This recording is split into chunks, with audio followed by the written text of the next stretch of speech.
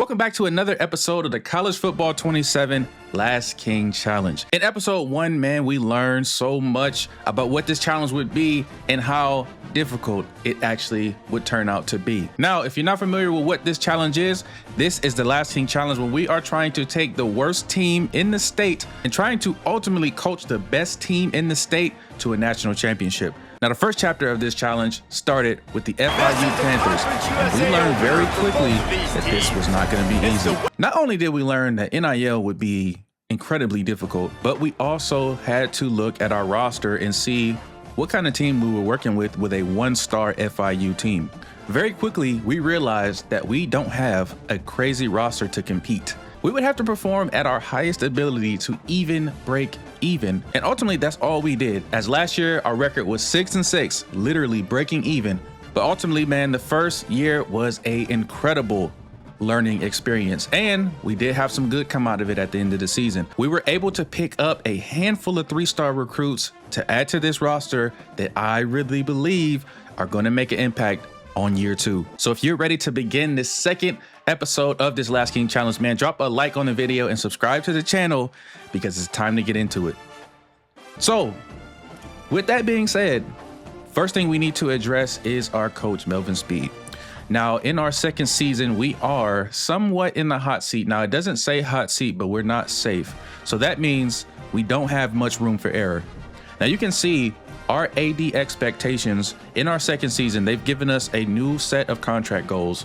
And the first one is one that I think we've already completed in upgrading to a competitive facility in the next 2 seasons. Now, you can see our current facility is a competitive facility because we did go ahead and spend those 250 Dynasty points to do that, which has also led us to not have any points right now, which I don't love, but I think we completed that one. So we'll be able to at least get 250 back at the end of this season.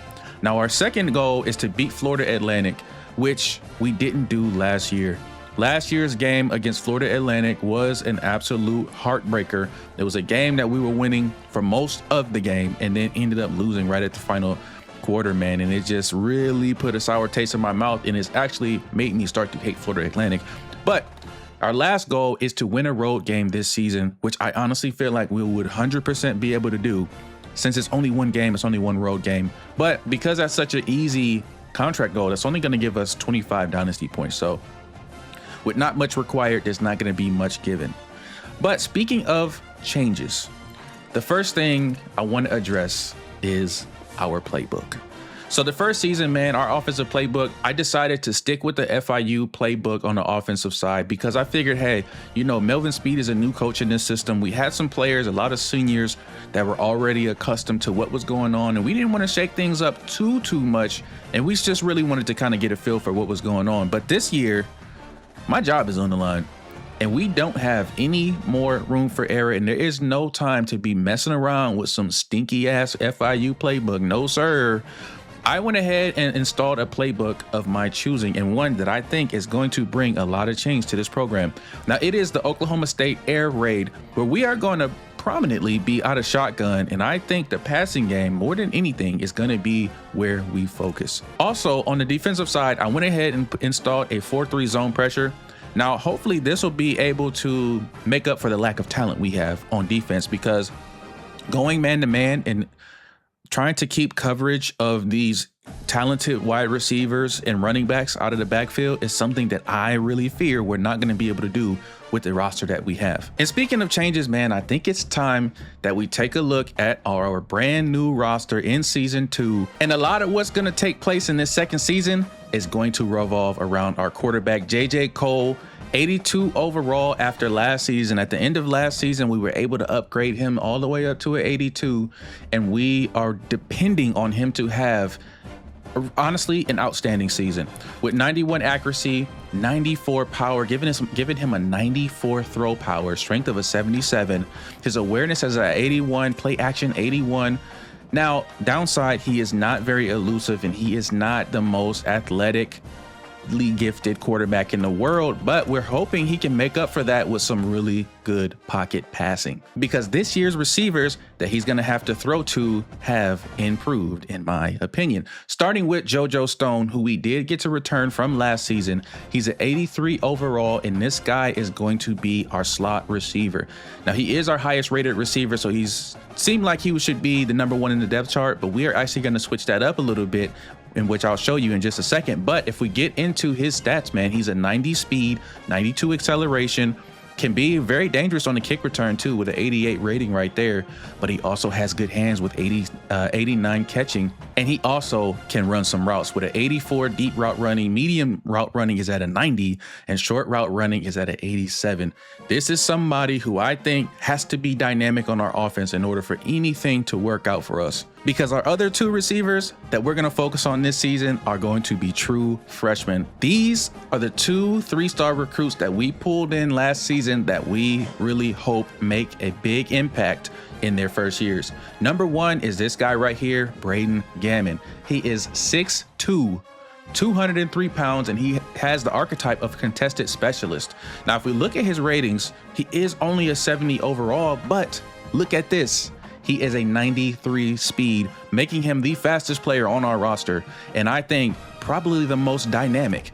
Now, if we look at his catching, it's only at a 72, but his spectacular catch is an 85. Catching traffic is a 79. So what this is telling me right here is that we have a strong arm quarterback who can get the ball down the field, and a receiver who can hopefully run past everybody and catch touchdowns. That's what I'm hoping that we can do right here. And our other focus is going to be our other freshman, Fetu Eze. Now, he is an absolute unit. He's 6'5", 190 pounds. He also was a 3-star, and this guy doesn't look that impressive if you look at his stats. He's a 67 overall, but he does have a 90 speed, 82 acceleration, and a 98 stamina. His hands could use some improvement. He only has a 64 catching, but once again, that spectacular catch at an 83 and catching traffic at a 79 gives me a whole lot of hope, especially in Conference USA, where I'm kind of banking on the fact that some of these other teams maybe didn't get a chance to pull in as much talent as we did. Because if we look at our defense, it's honestly nothing to write home about, man. You can see we don't have anything above an 80 overall on our roster. Now, our 80 overall is going to be our strong safety, Shamir Sterling. Now, if you remember last year, Sterling was a big-time playmaker all over the field, especially in the deep half of that field, man. Now, I know he came up with a handful of interceptions. One of them, I vividly remember him taking to the house. But he is somebody that we brought back, and if you look at this, we only had to pay him 25 NIL, which is a big deal, because as we move on throughout this series, throughout this challenge, throughout this Florida International section of our coach journey, NIL money is like gold. We just don't have it. So the more or the less we can actually spend on a player of his caliber, the better. But I don't even want to get too far ahead of us, because we have got a long road ahead of us before we even get to thinking about the end of this season, man. As you can see right now, our overall is a 64. Now, this is considerably worse than last season, and I am a little bit worried. I do think we have some improved playmakers on our team, and I think this is going to be a huge difference. Combining that with our changes in playbook and play style, and some guys that we think can just out-athlete the rest of the competition, I feel good about this season. Now, before we get into gameplay, we do still have to focus on improving this roster. And one of the number one areas that I really think we have to improve is the quarterback position, because our main quarterback right now is a senior, so he won't be returning, and our backups just don't give me too much hope. So Assad Barnes is a 3-star quarterback out of Lake Minneota, Florida. Now, I will note that this season, we don't have to stay in the state of Florida as far as recruiting. Coach Speed, he's got a full season under his belt, and he has the attention of some other players around the nation. So we are going to be able to open up the recruiting board to other states. Now, with that being said, Florida is still such a powerful pipeline. We might not go out of Florida, but the option is available now. And if we look at Assad Barnes and what he is looking like he'll be able to do, it's looked like he's going to be able to throw the ball with a 91 throw power, 75 short accuracy, 81 medium accuracy, and the ability to run around a little bit with an 87 speed. I am excited to see if we can get this dude on our roster. Now, it is important to note that we have to offer this dude 180 NIL Dynasty points in order for him to even look our way, man. So this is something and somebody I'm gonna be keeping my eye on. Right now, we're not even in his projected cutoff, so we got a long way to go, but we do have that 3-tier pipeline boost that we're gonna be able to apply as we're, recruiting him to come to FIU. Now that we've dissected the roster a little bit and we can kind of see which players we'll want to get coming in next season, I think it's time to really turn our attention on this season and how we're standing in Conference USA. First thing that I noticed is that Delaware and a lot of these other schools also took a big hit in their rosters, man. Delaware is currently a 61 overall across the board, and on paper, we're better than Delaware. I just want to let that be known. We are a 64 overall, they are a 61 overall, and last year Delaware absolutely spanked the hell out of us. So that is something that kind of encourages me, man. Maybe the struggle with recruiting is not just us. Maybe it's all across the board, as we see Jacksonville State only a 67. Kennesaw State goes all the way down to a 55 overall. This is another team that put BTA to us last year. Liberty, 59 overall.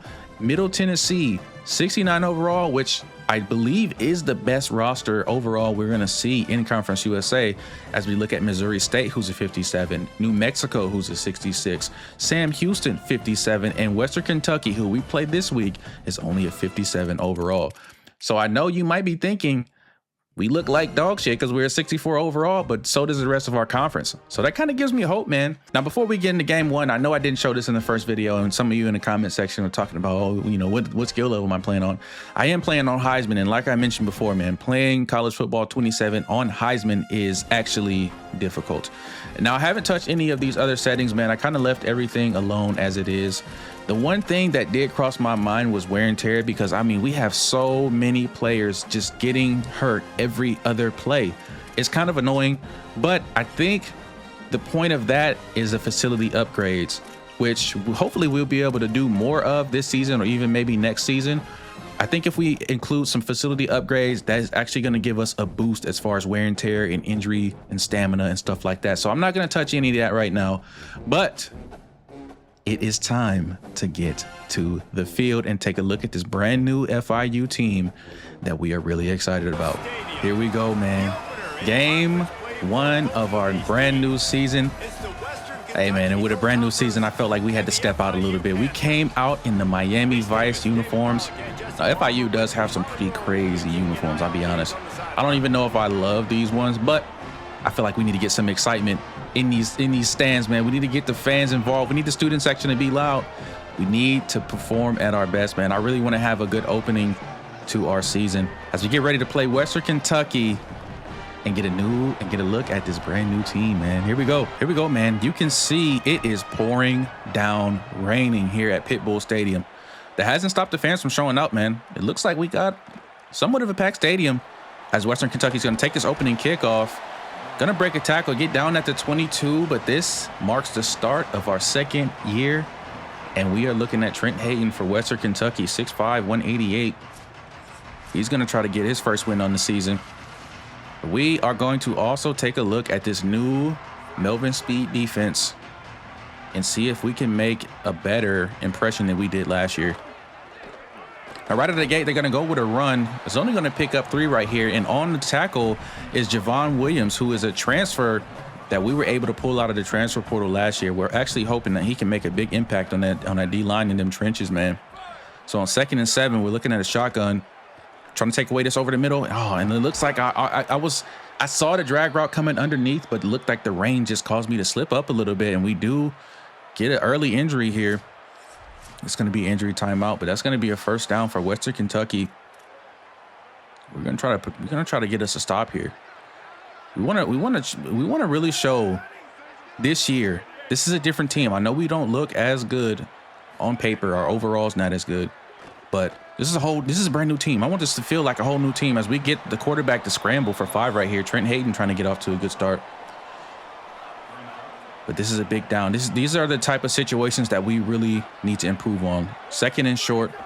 Want to try to get a loss of yardage play right here if we can, as we find the running back only able to pick up 1. So that is a huge play right there.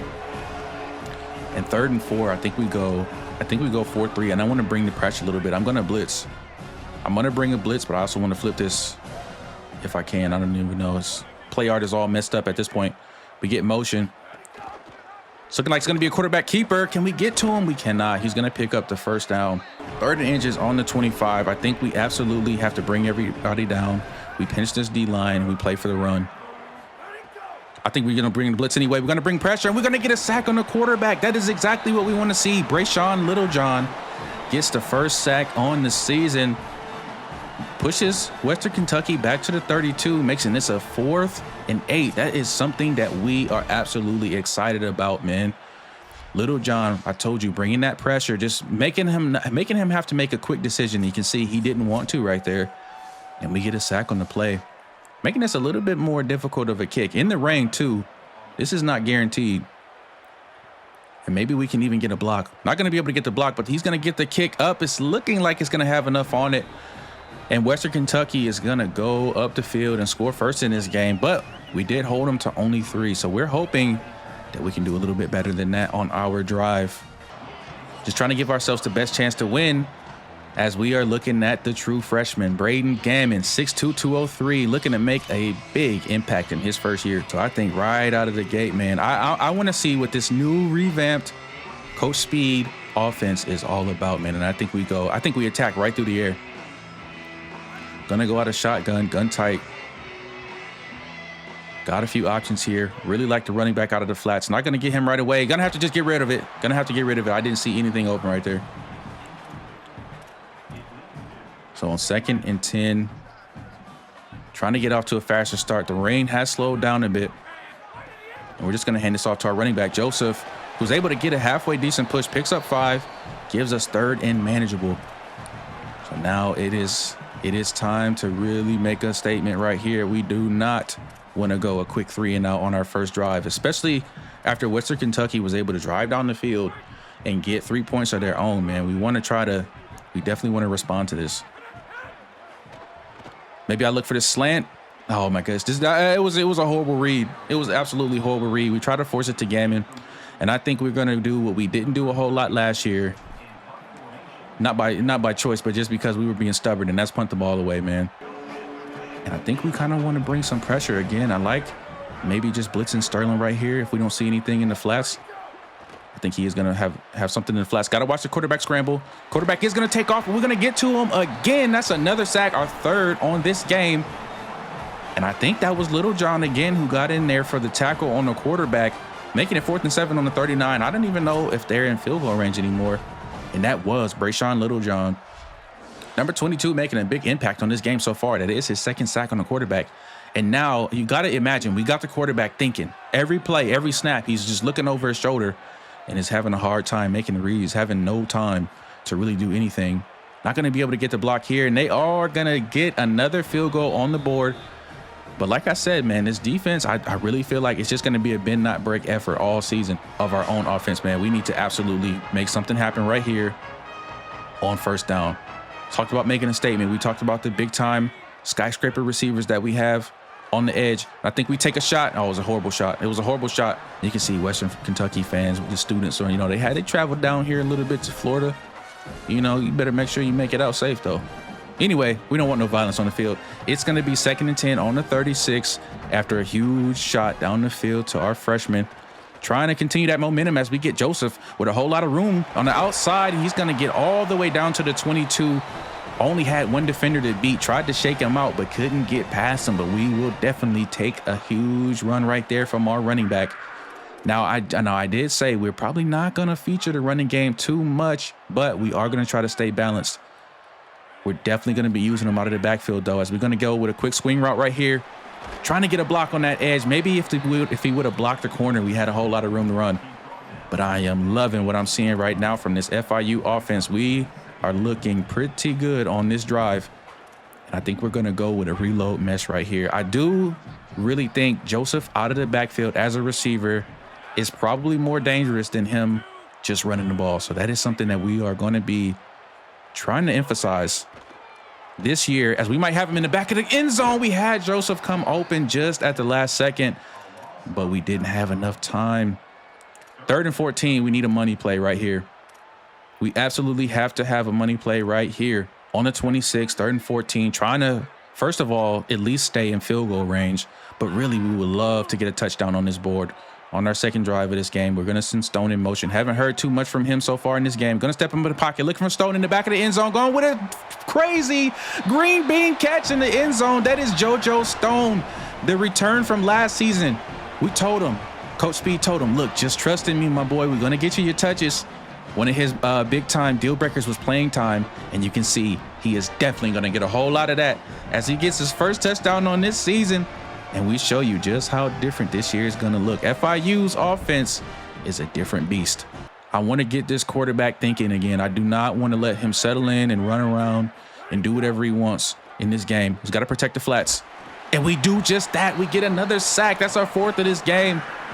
And right now, FIU is just looking way more violent than Western Kentucky. Hilltoppers. I don't even know what a hilltopper is, but it's not good enough right now. It's going to be 3rd and 13, and you can bet your bottom dollar we are bringing pressure on this quarterback again. He does not know how to handle it.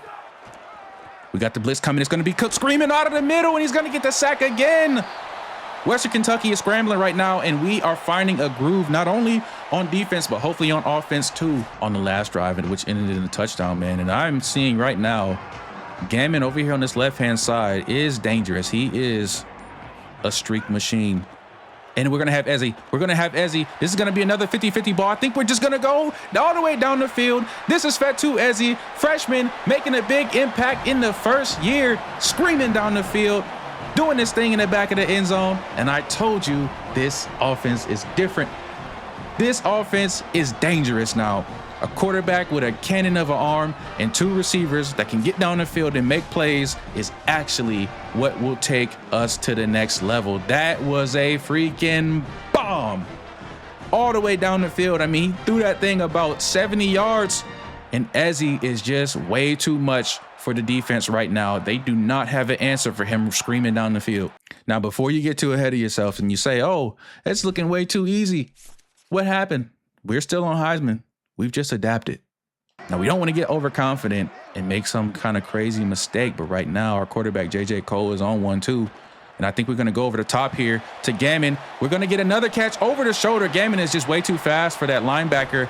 And in one play, in the blink of an eye, we are all the way down to the 23. 57 seconds left before halftime. We got plenty of time. We got timeouts on our side. And I think we shake it up a little bit. We switch it up and we stay on the ground and try to get Joseph in some space. He's going to make a nice move. Had a defender looking crazy on the outside right there. Picks up 5. And we do keep this clock running. I'm well aware that we are just now under 40 seconds. But right now, I just feel like we can do whatever we want against Western Kentucky, as this is Joseph getting down to the 6, 30 seconds left to go before halftime. We might not even have to take a timeout. That's just how much we might flex on the Hilltoppers right now. We might do it without taking a timeout. Oh, and this is going to be Stone on the slant. He's going to get his 2nd touchdown of the game, making it look way too easy. Walk on him.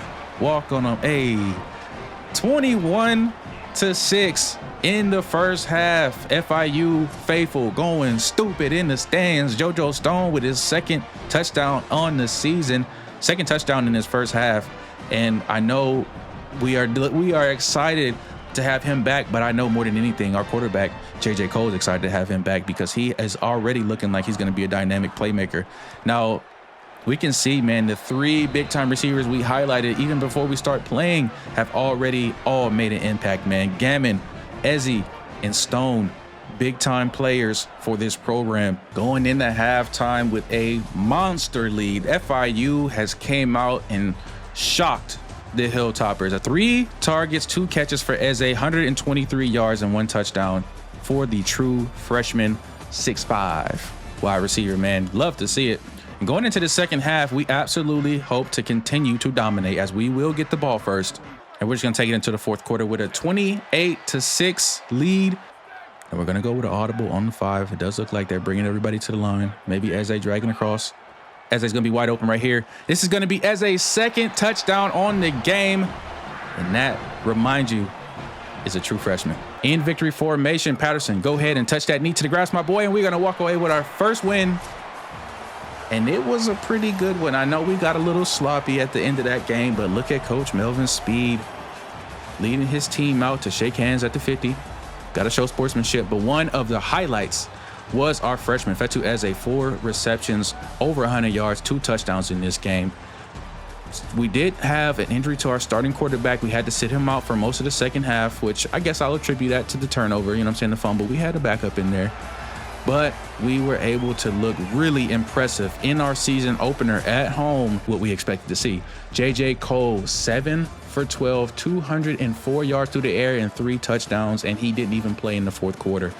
Amazing demonstration of passing excellence from our starting quarterback. And then Sterling Joseph, a guy who we didn't even expect to be that crazy of a running back this year, had 116 on the ground and did his thing in the passing game as well. Joseph had 29 yards. He had 3 receptions, but the star of the show was the freshman, Fetu Eze. 4 receptions, 138 yards, 2 touchdowns, an absolute deep bomb threat. And then right behind him, man, JoJo Stone had a really big game too. 2 touchdowns from him as well.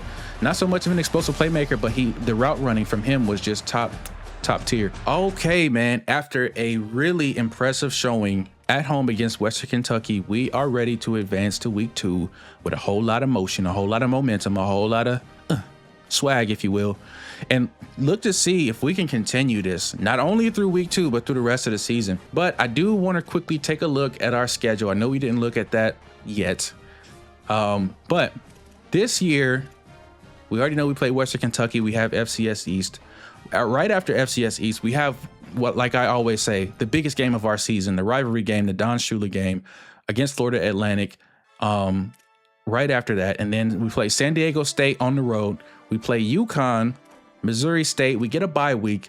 Then we go on the road to Delaware, New Mexico State, Middle Tennessee. We really get in the conference play with Sam Houston, Liberty, and then we finish off with Kennesaw State. So, albeit, man, our schedule is not that impressive, but I think for season 2, man, it's really important that we make our stamp on this conference, and this is going to give us the best chance to do so, man. And I think with that win over Western Kentucky and the way we did it, I really like our chances, man. So we are going to have to see, you know, how deep we can take this conference championship run, man. I'm really hoping that we can make some noise in the conference and even win a championship, man. That is one of the goals of this challenge, to win a conference championship and or make the college football playoff so we can advance ultimately to another school. But don't want to get too ahead of ourselves. I think we need to take a look at recruiting. That effort cannot stop. So here we have it, man. Look at this. Assad Barnes has swayed. That money made him change his mind, baby. We are now number 1 on his list, and I am very excited to see that. Now, no other school has offered him a scholarship yet. I'm assuming that means they haven't given him any money. Now, maybe we'll be the only team to do so, and we'll pick up a 6'4", 90, or what was he, 87 speed quarterback for the future, man. Which, hey, I can't be mad at that. But also looking at our left tackle, which is a big deal for us as well, we are now number 1 on his board. Now, these are some other schools that he is looking at. Colorado State and Kent State, they both have offered him, but they don't have the pipeline that we do. So it's looking like we might win this one as well. Too early to tell for sure, but I'm liking the way we're looking. Now we have Shakir Chatsworth, who's another left tackle. Now, if we get both of these guys in here at the same time, you know, one of them probably have to play on the other side of the line or switch positions entirely, but a better offensive line is a better offensive line. I don't care what position you played in high school, you're going to play what I need you to play when you come here. But anyway, we got to get him to get here first. We have UCF, Maryland, and USF all above him. Now, USF does have a 4-tier pipeline, which kind of scares me a little bit, but we are still moving up the ranks, man. Now, if we really wanted to, I think we could even offer him 5 more in NIL. No, we can't even. He's maxed out on NIL. So it is going to be what it is with Chatsworth. But I like the way we're trending right now. All right, another home game against FCS East. I feel like we might walk away with this one. But honestly, it's too early to tell. Anything can happen. But here we go, man. And you can see, man, just playing in sloppy weather all the time, it just really sometimes gives you a disadvantage. But can't complain about it too much because the defense is playing in the rain as well. So we're just going to go with a quick screen right here. Get Joseph in some space and try to get him to use his speed, but it's that footing. the footing is just kicking our butt right now, and we are just not able to find anything. But hopefully we can convert right here on 3rd and long.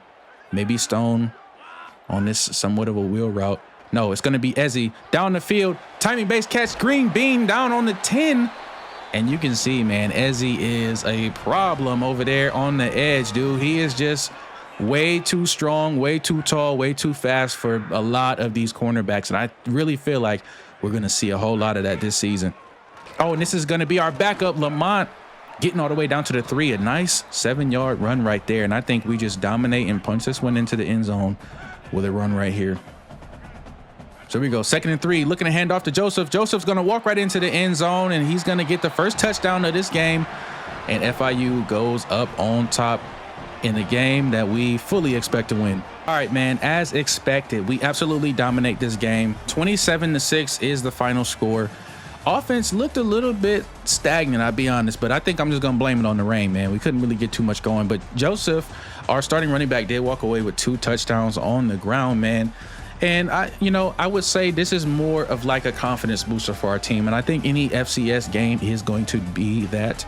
But one thing we don't want to have happen is to have a close game against this type of team. And we didn't. So I feel like we take this as a win. Okay, man, after our 2nd win on the season, you can see now we are looking in like we are in a much more comfortable position. Our AD expectation, job security meter anyway, is at the 93 percentile rating, and we are looking like our job is safe.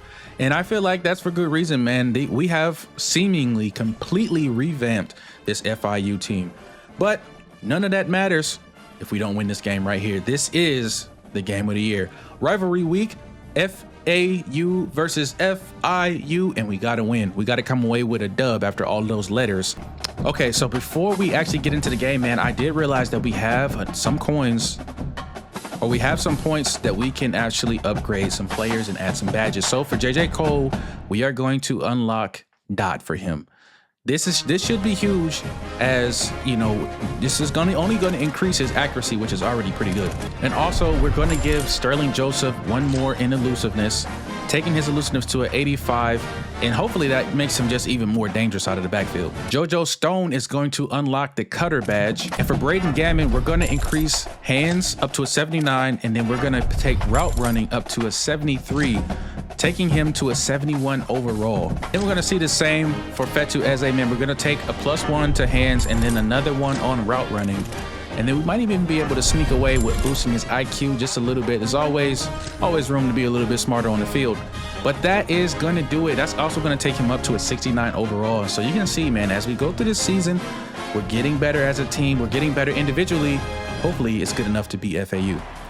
Yes, sir. It is rivalry week, the biggest game of our season.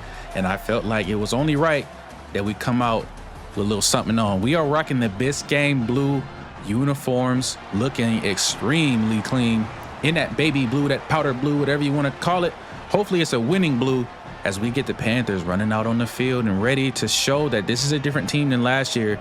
We also felt like we should have won this game against FAU last year, and it left a bitter taste in my mouth, man. The Don Shula Award is here on site at Pitbull Stadium, and we are hoping that we be hoisting that thing up by the end of today's competition, and we are going to bring out this offense, this 2-0 offense. And you can see last year was a heartbreaker, bro. We lost by 1 point, and we are looking to have them make a monster impact early in this game too. We want to do our work early, so here we go. Starting in the shotgun, man. Cole and company, a whole offense is already on fire, looks like. We're just going to go with a quick dump off to Joseph. Joseph got a whole lot of room down the sideline. He might have a blocker, and he's going to get all the way down to the 44, opening this game up with a huge play. That is exactly how we wanted to start. And you know, Sterling Joseph and JJ Cole were both on that team last year, and they remember what happened. They remember how things unfolded, and you got to imagine there's some bitterness, man. Another thing to note is that FAU, Florida Atlantic, they did decide to come out wearing an all-red uniform combo, which we didn't approve of before, you know, we agreed and sat down at the team meetings and stuff like that. They decided to just try to flex on us a little bit, and we are taking that into account. We're paying attention to everything. So right now, we got a little vendetta, man. We got something that we definitely want to make sure we prove tonight as we get ready for 2nd and 10. Looking for Joseph. Joseph is not going to run a clean route, and we actually throw a pick. And speaking of making a statement, it's going to be Florida Atlantic who makes the first big statement in this one, getting the interception. But that's going to be stopped short. He's also going to be injured, so it's going to be 4th and 2 on the 40. You got to imagine that they would punt this, but it looks like they are going to go for it. 4th and 2. You can see this means something. This game is going to be heavily contested. We're going to bring our safety up. I think we just and they're going to get a running back squeaking out of the edge, and he is going to run all the way up the sideline for the first touchdown in this game on a 4th and 2 that we thought we had stopped. Maybe we didn't adjust to their hurry up well enough, and we quickly are going down with a good field extra point here, 7-0 off of the interception from JJ Cole. It's gotta be better than that. On our own 22, we don't want to make another really big mistake. And Florida Atlantic might bring pressure right here. If they do, we might win over the top. We might win over the top. We just don't have any time to throw. Everything was covered. We're going to have to punt this ball away. We're going to see a shift. Got to watch the run up the middle. They do run up the middle. We get a tackle, and we get a stop. 3rd and goal on the 1. If we get a stop right here, that would be monumental for our defense. A big boost for our confidence. Just need some push. Just need some push. We do get the push, and it looked like he might have even fumbled, but they give him the touchdown. FAU goes up 2 scores early in this game, and we're just not seeming right now to be able to put any pressure on the quarterback to find ways to get behind the line of scrimmage unless we force it, man. Quarterback scrambling. We finally do get to the quarterback right there. Oh, my goodness. Jermaine Carter. We needed that. We absolutely needed that, even if it's just to get in the quarterback's head just a little bit. Just need to see something. Quarterback's going to scramble again. He's going to get caught, but it's going to be 4th and 2. Oh, my goodness. And that just felt like a huge play right there. And they pin us all the way down to the 1-yard line with that kick. Hell of a punt right there. I thought for sure that went out of the back of the end zone, but it didn't. We're going to have to try to be careful not to get a safety here. We're just going to fight and try to pick up a couple yards. Give us a little bit of space. You know, give us some room to run or do something. 3rd and 2 on our own 8. A conversion right here would really change things. We're going to go with a quick drag. Drag is there. He's going to come down with the catch. That's Gammon, the true freshman. Big time play out of him right there. We needed that. And I think right now, maybe we take a shot. I think now's the time we take a shot. We're going to have Stone motion. Maybe he'll be able to split these 2 safeties. Looking for our tight end over the middle. He makes an amazing high point catch. Getting down to the 42. Time being put in between that tight end and his quarterback right there. Because, I mean, it was kind of covered. Tight end just comes up with a much better play. Here we go again. 1st and 10. The clock is still moving. Still running. We're going to see some pressure. Maybe it's Stone. Playmaker. Wide open. Stone. Up the middle. Up the field. It's going to get brought down at the 3. First of all, he audibled his receiver, and then he saw that there was too much space. He told him, just get down, get up. And we have a massive play right there. You absolutely love to see it, man. We are now finding some kind of motion on offense, finally. And I feel like we should be able to, punch this in. Can Joseph get FIU on the board in this game and change the momentum of what we have seen throughout? And he absolutely does. And it's telling the crowd, I can't hear y'all. They're just going to run this ball. They're just going to run it into the second half. We're going to tackle them inbounds, and that's going to take us into halftime. If the clock would continue, into halftime, where the score is 14-7. Florida Atlantic leads, but FIU came back in that second quarter. Good defensive performance, good offensive showing with a touchdown late. And you can see Coach Speed talking to JoJo Stone, telling you, I need more out of you, man. You got to make some plays for us. All right, here we go, man. We have to start the second half off on defense, and we need another stop, and we need to get this ball back to our offenses so they can obviously try to score, but one step at a time. And another, like I said before, a stop right here would be massive. 3rd and 4. And look at this. The rain has started to come down. Maybe we just bring Sterling off the edge. Get to the quarterback. Oh my goodness. Oh, we get a lucky drop, and the rain showed up right on time. Can we get one more? That's all I'm asking for. We do. We get a deflection. We get the stop. He tried to throw it over the middle, but that was Little John right there to break up that pass, and we give our offense a chance. Now the rain has started to come down heavy, so maybe we just consider for the first couple plays running this ball. We get a good block up the middle. This is going to be Joseph who's fighting for 5 and trying to get some rhythm in this offense, and we see press right here on Gammon. Maybe we tell JoJo Stone just to go on the streak, leave Gammon one-on-one on the outside. We're going to take a chance. We're going to take a chance. I think it's going to pay off. I think Gammon is going to have this one. Do we green it? We don't green it, but we do get the catch. This is a touchdown. And this is exactly why we recruited a 3-star 6'2 receiver with 93 speed, because he can do stuff like that and tie this game up in a blink of an eye. Love to see it. Now we got Ezzy on a nice little out route right here. Joseph could be dangerous out of this backfield. Joseph could be dangerous out of the backfield. We thought we had a favorable matchup right there. Just couldn't get it to him. And I think we're going to catch FIU sleeping right here. Actually, we're not. We thought we would go with a screen, but it looks like they might be on this. I think we stick with our guns. We stick with our guns. We go with the screen. They're covering this. They have this box. They have it boxed. They absolutely have it boxed. We're going to end up settling for a field goal, man. We're gonna have to take the points. We gambled once, and we won. Don't want to gamble twice. We just want to make sure we go and take the lead, which we do. We go up 3.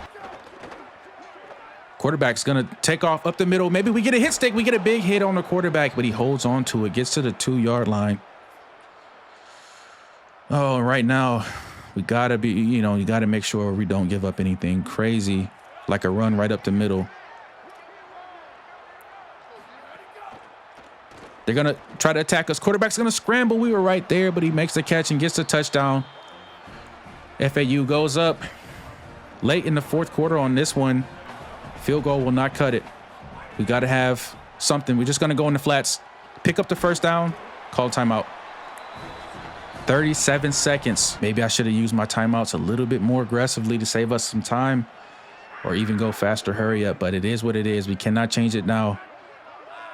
Maybe Stone wins on this route over here. Stone. JoJo Stone gets all the way down to the 11. 30 seconds left to go. We got to hurry up and get down to this line. We have to hurry up. Oh my goodness, we have just put ourselves in such crazy position. Hurry up and get this snap off. Try to get it to the tight end. Make the catch, call timeout. 24 seconds left. We're down to our last timeout. Can we walk away with this win? We're going to send JoJo Stone on the deep post. Maybe split the field. If not, look for Burke under the middle. I think JoJo Stone wins these. I think he wins these. Oh my God, we almost threw a pick. Whew. I think we bring Gammon underneath here. Burke over the top. Look for JoJo Stone on the right-hand side. I'm nervous. We might have Gammon. Gammon comes up with the catch, and he comes up with the touchdown late in this game. The true freshman. The hands paid off. What a snag. What a touchdown. 16 seconds left to go. Did we just beat FAU in the final seconds of this game? Braydon Gammon with the biggest catch of his young career. A true strike from the quarterback, J.J. Cole. Oh my goodness, my voice was shaking. I'm so nervous. Here we go, playing for the pass. We're gonna go ultra conservative, over the top. Everybody back up, and I think we bring Stewart. Drop him out. Does he look over the middle? Quarterback scrambling. Oh my gosh, there's only 3 seconds left, and they might be in field goal range. Do we take a timeout and ice them? They are gonna take a timeout. But I think we have to, if we can, I think we take one. I think we burn one right after to really try to ice this kicker. We're going to burn our last timeout. We're not going to get it, but he is going to get the kick up, and it is going to be missed off to the left-hand side. It's going to go wide left, and we walk out of here with the Don Shula Trophy. FIU wins this game in a shocking victory, a heart stopper. J.J. Cole, 21 for 30, 70% completion rate, 285 yards through the air with 2 touchdowns. Now, he did throw that interception early in the game, but he was lights out afterwards. Joseph had 8 carries for 32 yards. He did have a touchdown early as well, but you got to give it up for our receivers, man. Sterling Joseph had 6 catches out of the backfield. JoJo Stone actually did turn up and have a big game. He had 105 yards. We thought he might have had that last touchdown, but just short. But Braydon Gammon, big big performance from him. 67 yards, 5 receptions, and 2 major touchdowns. The last one won us the game. And also, not only did we put a trophy in our trophy case, but we finally should see the check mark of beating Florida Atlantic ring off on our board. And this is going to earn us 200 more Dynasty points for this season, or for the next season, I think is when it's applied. And with that, we also see some verbal commits. And this is a left tackle, a 2-star that we had been recruiting to kind of help build up our offensive line too, man. And you can see we've got a couple other 2-star linemen that are looking and putting us in the final 3, final 5 of their school list. And right here, this is kind of what we've been waiting on. Beat Florida Atlantic is officially checked off. We are now 100% safe as far as job security, and the season is looking really, really good, man. Like I said, we already completed the first goal up top. We'll see that check mark land at the end of this season, but we're rolling right now, man, and we are prepared to play San Diego State, which should be a new beast. All right, man, here we go. The San Diego State Aztecs, and they got their opening ceremony or opening stadium walkout, which is pretty cool. I don't know what they got in their hand right there. Maybe an Aztec shield. That's pretty tough. Off to start this game, and right away in Snapdragon Stadium, you can see that the stadium pulse is already getting to my kicker on the opening kickoff. Now we're looking at Stone Saunders. Last week he had 2 interceptions and was sacked 5 times, which is something I love to see. But this could be a whole different game as he prepares to take the Panthers on this week. So here we go, man. This is a big competition too. This is Pac-12 play, and I know this is not the same Pac-12 of old. It's a lot of different looking teams. It's a different Pac-12 landscape, but hey, nevertheless, it's a big conference. And so we get a good stop right here on first down. Only picks up 3, but we do see another injury, and that's starting to become a theme as we move down the season. Is our players wear and tear, the longevity of some of our better players. Now I know this week we couldn't even have Shamir Sterling practice because he was halfway injured as we get a good tackle, but it is going to be a face mask on that play, man. It was a good tackle by Mincy, but he just grabbed the face mask, and it's going to be a first down for SDSU. If they run this ball, we should have something for them. And maybe they don't have a whole lot of faith in their quarterback. They are going to go with a quarterback keeper, and we're going to get a tackle in the backfield. Massive stop for the defense right there to open up the game. I'm going to bring Stone in a little bit tighter to see if he can get something quick. Maybe a slant or even a drag right here is something that I think could be really good for us. JoJo Stone, can he win on that drag? He can't win on the drag, but we got Gammon. Oh, my God. We throw the pick. Anyway, I don't think we were going to be able to hit that 51-yarder, so we ended up just changing field position. Bad thing is we give an interception to our quarterback, who's had a pretty good season, and I think we come with a blitz. I think we come with a blitz right back to him, honestly. Don't give him any time to think. Don't give him time to blink. That is a good play right there, but the receiver could not catch the ball, so we get another stop by the defense at the 49 and give our offense another chance to maybe do a little bit better than we did last time. I'm liking what I'm seeing out of this defense, man. Quickly cooling off, and maybe we go one-on-one with Ezzy over here. If not, look for Stone over the middle. They are going to send pressure. Ezzy's open, but there was no time. There was no time to throw that. So we got to pay attention to that. They're looking for a run up the middle. That's a big hit by Timmons. Laid down the boom on his dummy. And we are looking at 3rd and long once again. Now, they've been able to convert a couple of these. Just need to make sure that they don't get another one. They're going to go. Oh, my God.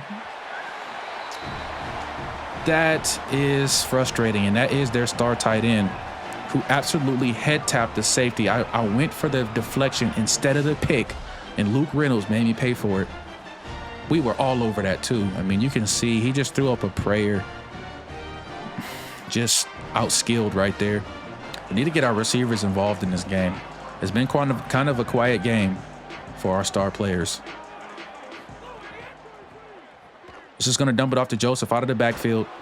Just a quick little drop off. Gets us 2 yards. Trying to get some rhythm in this game.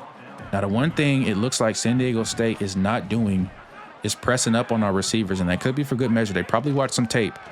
Now it does look like we might have JoJo Stone over on the right-hand side. He's going to green bean a catch. And that is exactly what we need to see. Playmakers out in space, making plays, getting first downs. And that right there, JoJo Stone, is something that I think we're going to have to lean on a lot more in this game, because he's just a mismatched nightmare playing out of that slot position. I think we send Stone on the streak right here. Maybe put Burke on something shorter just in case we don't get it right away if they bring pressure. Stone. We got Stone down the middle. He overthrew it. That was a touchdown. That was the perfect play call. We had the touchdown right up the middle. Just barely missed it. We might have Stone over the middle again. If not, we go Ezzy down the field, 50-50 ball like this. He doesn't come down with it. Here we go. 3rd and 10. We got Ezzy. We need this. It gets picked off. No freaking way. It gets picked off through the hands of Ezzy, and it's going the other way on this drive. Gonna go with a quarterback run. He's gonna get into the end zone relatively easy. And there's they take a 2-touchdown lead right before the 2-minute timeout and work our way down the field, man. It doesn't have to always happen in one play. We're gonna go Joseph again. Gets a good carry. We're going to get another first down with Joseph. I think we go hurry up right here. We might be able to catch San Diego State snoozing. They're going to press up. Kind of, not really. Maybe we go with a slant. We know Gammon is going to go deep. Looking for the slant. Catch this and get down. Let's hurry it up. Let's hurry it up. Risky catch, but it was a good catch. And I think we go back to the ground. I think we go back to the ground right here. Just pick up the first down. Keep the chains moving. We get an insta shed right off of the line, and it's going to be 3rd and inches. That sucks. Would have loved to have first down right there and not have to worry about 3rd and inches. But we don't get it. Because it is 3rd and inches and they are playing up so tight, I am going to trust that Gammon can win this deep route on the outside. Gammon or Eze wide open down the sideline, and it's not thrown far enough. That maybe we needed to lay a little bit on that throw. Fuck. We go for it, we don't get it. That sucks, man. It's gonna start our drive at the 20. We could use a big play. Could use a big play right here. Maybe we send Stone off. Look for Burke under the middle. Not going to see either one of them. Just going to hit Joseph. Joseph's going to get down the line. Get out of bounds. Get out of bounds. A good pickup right there. Just keep it moving. Keep it rolling. Just keep it rolling. Do we take a shot right here? Maybe not. I think we just keep it methodical. We keep working down the field. Maybe Stone wins on this deep route. If not, I'm looking Gannon. Joseph quick. Joseph quick. We're going to get another first down. Beautiful. I want to go hurry up. 28 seconds left. Very aware of the clock right now. Maybe now is the time we take a shot. We go hurry up, and now we take a shot. I like Gammon. Gammon's got a touchdown. Gammon has a touchdown. If we catch this, he catches it, but he falls down. Hurry up and get to the line. Oh, if he was able to run under that. But still, what a play. What a throw. And that was dangerous. That was very dangerous. We're going to look for Stone here to be able to come under the underneath and run right into a touchdown. If we can get the throw off, it was there. It was there. We have to have a touchdown. We cannot come all the way down this field and not get a touchdown, or that dive by Gannon will all be for nothing. I think Joseph has to go slant here. I think Stone has to go slant here. Got to hit it quick. Got to hit it quick. Joseph, touchdown. Joseph gets into the end zone. He hangs on, and I told you, he is a dominant receiving back. We get a touchdown right before halftime to put us back into this game. Gives us some life. He's kicking the door down. The Kung Fu Master, Joseph, coming up big time for the Panthers. The sun has gone down. It is now turned into a night game. And here we go. J.J. Cole and company coming back on the field, looking to make another big statement drive. And on the first play, we're going to go with a handoff to Joseph, who's able to squeak out a yard. Nothing more. What type of adjustments has this San Diego State defense made against our hot offense? Curious to see that as we get Joseph motioning into the backfield. We're going to get him right out of the backfield. Can he run in some space? He's able to make the catch. Couldn't go anywhere else, but that's going to make it a 3rd and 3. 3rd and short has to be money for us. Now we do see the safety drop down. It looks like he could blitz. Maybe Stone wins here underneath. They are going to blitz. We do have Stone. Stone cut up the field. He gets the first down. Great catch. Great pass. Move the chains. Reset the downs. Keep it pushing. Now right here, it looks like they're trying to cluster up at the line. Maybe Stone wins again on this route on the outside. I think he did. He absolutely does. We got Stone down the field, and it's another diving catch in open field. Oh, man, if J.J. Cole could just put this football on top of his receivers and let him run after the catch, I would really appreciate that. I would really appreciate that. We're going to go with a run right here. This is going to be Joseph. Joseph's got some room to run. We get a first down. And now we get the injury timeout from San Diego State. And you can see they're tired. They're getting pushed around a little bit. And we're starting to dominate on this drive. We're going to go right back to Joseph with another run up the middle. Way to cover up the ball. Way to go up the middle. Find some room to run and get another first down on this 2nd and 5 on the 11. Like Burke over the middle right here. If this linebacker comes up, that's a touchdown. Maybe Gammon over the cross. Going with Gammon. Gammon's going to hold on to the football, get us a first down. I say we go hurry up. I say we go hurry up and hit him with something crazy real quick. We're going stick angle. I like Joseph on this Texas route. Burke, not much other than the Texas route. Maybe we throw it away if we don't have it. We have it. We absolutely have it. It's going to be Joseph into the end zone. Slam dunking on the goal line, baby. Go ahead and hang on the rim. Middle of the field is wide open. We got to watch the quarterback run. Oh, and this is going to go with a short pass to their tight end who's off to the races. We got to make sure we bring him down. He's stiff arming and getting past the 40. Kind of felt like I did see that we had a mismatch on our defensive call. Maybe should have audible to something a little bit better. Either way, still alive here. Oh, we got the running back spinning up the middle, making our linebackers look foolish and getting down to the 31. And now it looks like San Diego State starting to pick up the pace. I don't think he's a game breaker. Honestly, I don't think he's that great. As we're trying to get another sack on him, he actually gets the throw off. That should have been a fumble. Oh my goodness, that should have been a fumble, but that was a big hit right there. And I think we bring pressure right here again. We're going to go conservative zones. Sterling's going to come flying off this edge and see if we can get pressure on him again. They're going to go with a handoff. It's going to be a loss right here. 4th and 16 on the 26. Now they are still in field goal range, so they could get this. We could get a block. There's a lot of things that can happen. But even if they do get this field goal, I'm not mad at it. They got to make it first. But the kick is up. The kick is good right down the middle. Late in the 3rd quarter. We are down by 3. Would love to march down this field and get a touchdown. Now, I do see that they're playing press again. And anytime I see press, probably for the rest of this series, I'm going to say we go for a deep shot. Just going to have to jump it off to Joseph, all to the middle, who's a safety valve. Picks up the first down right there, too. Excellent vision from our quarterback. Just to be able to quickly get that out of there, out of harm's way. And so here we go. 1st and 10 on the 35. J.J. Cole's put together a pretty good performance. We got JoJo Stone. We got JoJo Stone. We got JoJo Stone. We got JoJo Stone down the field, getting all the way to the 8-yard line. That's how we make big-time plays. And we knew it was only a matter of time before the dynamic slot receiver would show up again. We saw these plays go down the field, and they make the catch, but they dive, catching it and fall down. This time, we were able to make a great play and keep moving and get all the way down to the 8, man. So here we go. 1st and goal after that monster play. We got Joseph trying to carry up the middle. Gets only a couple right there. Once again, I think we bring Gammon across the middle. Maybe look for Burke first and then Joseph. Burke is there. The linebacker had his back turned. And it was there. We just dropped that pass.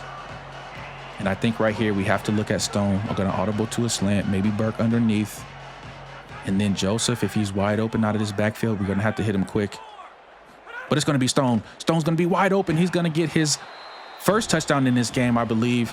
And that is going to give us the lead in this game. We march right down the field. Our offense is so different this year. They're going to go right at the middle. Thankfully, they run the ball. Only pick up 3. It's going to be 3rd and 4. But here we go. 3rd and 4. I think we need to apply pressure. We need to get our linebackers over there, and we need to send this blitz. Cook's going to come off the edge. Watch the tight end. Cook's going to get in there. Maybe. It's going to be close. Oh, it's going to be a nice move on the edge. And a big hit by Sterling, though. Luckily, that receiver held on to that football because it could have came loose. It was close. Here we go. San Diego State is driving. And they're going to go right over the middle, right past Little John, who's just he's standing there watching the pass go right by him. You got to have more awareness than that, my dude. Got to make a better play than that. And they're going to easily take a slant route into the touchdown and do some type of roly-poly-oly in the back of the end zone as they take the lead. Looking to go up by 3 in this game. We do have some time still left on the clock for our offense to come down and do what we've been doing for most of this game, and that's produce points. Or we just send Ezzy deep and clear Joseph out. Maybe look for Stone over the middle. Nothing. We got nothing. We got absolutely nothing. We got nothing. We got to punt this ball. We have to punt. We got to think they're going to try to take as much time off as they can. And we're just not there. We're there, but we're like watching people run right past us. Ugh, trying to cap off what has been a good game for us thus far. The one thing I can point out is the fact that we've had so many penalties and we let them sneakily come back in this game as they're going to go with a reverse. They're going to break a tackle and get the first down. We got to call timeout. What a freaking play right there. That's just effort. Not being able to wrap up. We got to make those tackles. Here we go. We're going to press up on the line. We get another good stop. That's going to be 2nd and 3. We got to call timeout as soon as we can. That's really the last chances we're going to have to do anything here. Offense is probably, if we do get them this ball back, they're not going to have any time on the clock. Do we get a stop? We get our last stop. It's making it 3rd down and 7. And they do. They got a man, but we got him down. It's a big time sack. We don't have any more timeouts, though. It's 4th and 11. They are going to have to punt this ball. They're going to wind it all the way down to about a minute. And we'll get this ball back with under a minute.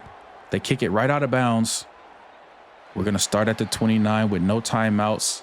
And this is when we see what the heck this team is made out of. Is all that rah-rah that we were talking about in the offseason and practicing and doing this and doing that, will it pay off right here?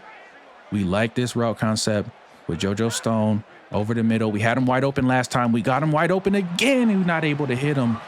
Make a pass. If we do get a completion, we are going to have to hurry up and get to the line. Get a timeout, get out of bounds, and maybe we send Gammon on the streak right here. And Joseph is going to do like a deep cross. Maybe draw that safety. If Joseph can win early, he's not going to be able to win early, but he makes a crazy catch. The linebacker wasn't looking. The linebacker was not paying attention at all. We get a huge first down. I think I sent Ezzy on the deep streak, and we get another undisciplined flag. We just can't have this type of undisciplined foolishness, man. Not when we're driving like this. We had the matchup we wanted to, I think. Ezzy might have been wide open down the sideline. Now I'm still looking on this left-hand side. Maybe JoJo Stone can win here. We get a good catch from JoJo Stone. We got to hurry up and get to the line. We need to hurry up and get to the line and get another playoff. Maybe we look on the other side to Ezzy if it's there. Just can't take a sack on this play. Ezzy might have this. Back of the end zone. He's 6'5". Will he be able to moss catch? No. That was close. That was close. They make you tense. They make you so tense. Maybe we go Ezzy on the streak again. We are going to have JoJo Stone motioning across, coming across that middle. Maybe split these safeties up. Just like I said, cannot take a sack on this play. Nothing there. We're going to have our tight end. Can't get the throw off. Better than an interception, though. It is better than an interception. And I know we're only looking deep right now. They're suggesting that we do a slip screen. If we throw a slip screen and we get tackled, it's all for nothing. I don't like this play at all. I really don't like this play at all. I think we put JoJo Stone on the slant. We got to have Joseph run a wheel route and get out of there fast. Stone. Gonna catch it. First down. Gotta hurry up. Gotta hurry up. Gotta hurry up. Gotta hurry up. I feel like now we might need to take a shot in the end zone. Sub 10 seconds. Gotta hurry up. Stone. Across the middle. 10 seconds. Oh my God, we gotta hurry up. Oh my God, we gotta hurry up. JoJo Stone. Catches the ball. Oh my God, he almost caught that. He almost caught that. Now, I'll be honest, I completely forgot we were in field goal range. I was going for the win this whole time. But we can make a field goal and take this into overtime. Now they do call a timeout and try to ice our kicker. We need to lock in right here. This kick is up. This kick is floating to the right. It should be good, and it's barely in, and we take this game into overtime. What a freaking comeback performance from the Panthers. I'm not even gonna lie, bro. My hand was like jigging around on the kick. Like I was more nervous than the game was making me. But we are able to tie this game up 24-24, and we're going to overtime. And you got to think, man, with the way we've been playing so far in this game, we've been the better team. Here we go. Team captains dapping it up. It's been a hard-fought game for both sides. Love to see the sportsmanship. Tails never fails.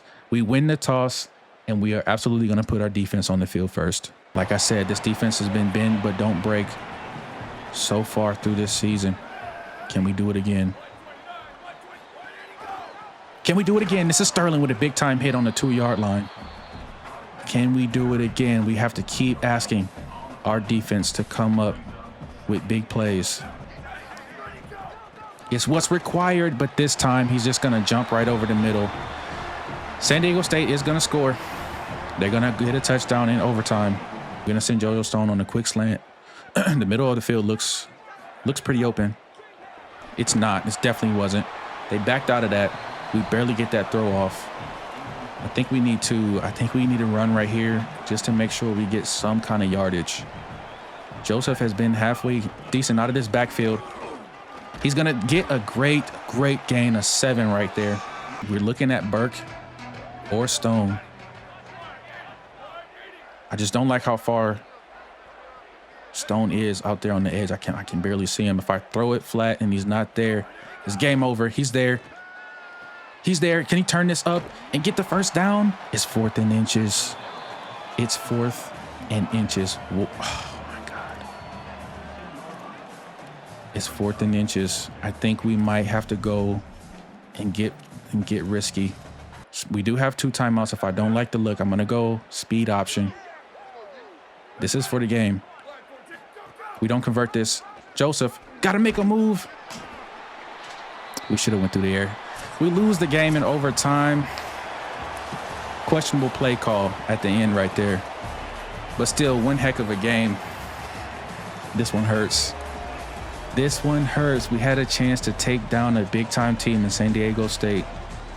And the quarterback, although we said he didn't look too good, he had one heck of a game. 233, 90% completion rating, 3 touchdowns, and did enough to get his team to win, man. We are walking away with our first loss on the season. We fought hard. We did enough to even get it to overtime. And I don't think on paper, man, nobody was expecting us to win this game. All right, man. After last week's tough loss against San Diego State, we got to bounce back at home, man. We got UConn. And this game is one that we really need to handle business in because we don't want to have back-to-back losses on the season. But I don't imagine that UConn will be a pushover team, man. They are 3-1. And same record as us, so we got to take them as serious that's possible. I mean, I know UConn doesn't have the best track record as a football team, but I mean, honestly, neither do we. So here we go, man. Kickoff time is here. We got some fans in the stadium, man. It's kind of looking like we're filling the seats up a little bit more, minus that, I don't know what it's at the south side of the field. Nobody back there.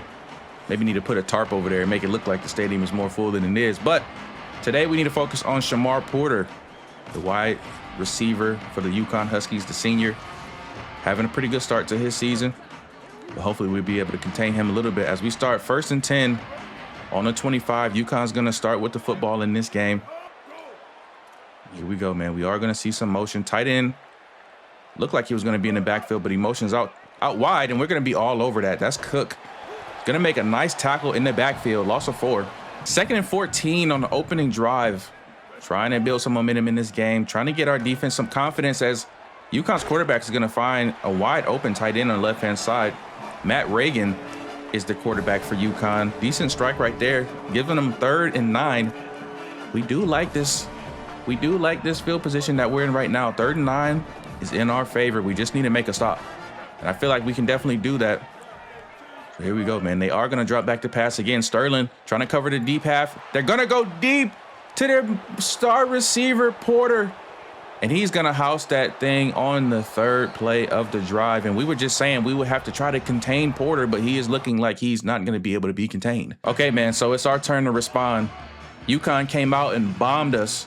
And now it's time for us to see if we can do the same. But we're going to go with a handoff up the middle. It's going to get us 3 and just kind of trying to get a good feel for the game, trying to get a nice start. We know Joseph has been pretty good for us this season. We want to definitely get him involved.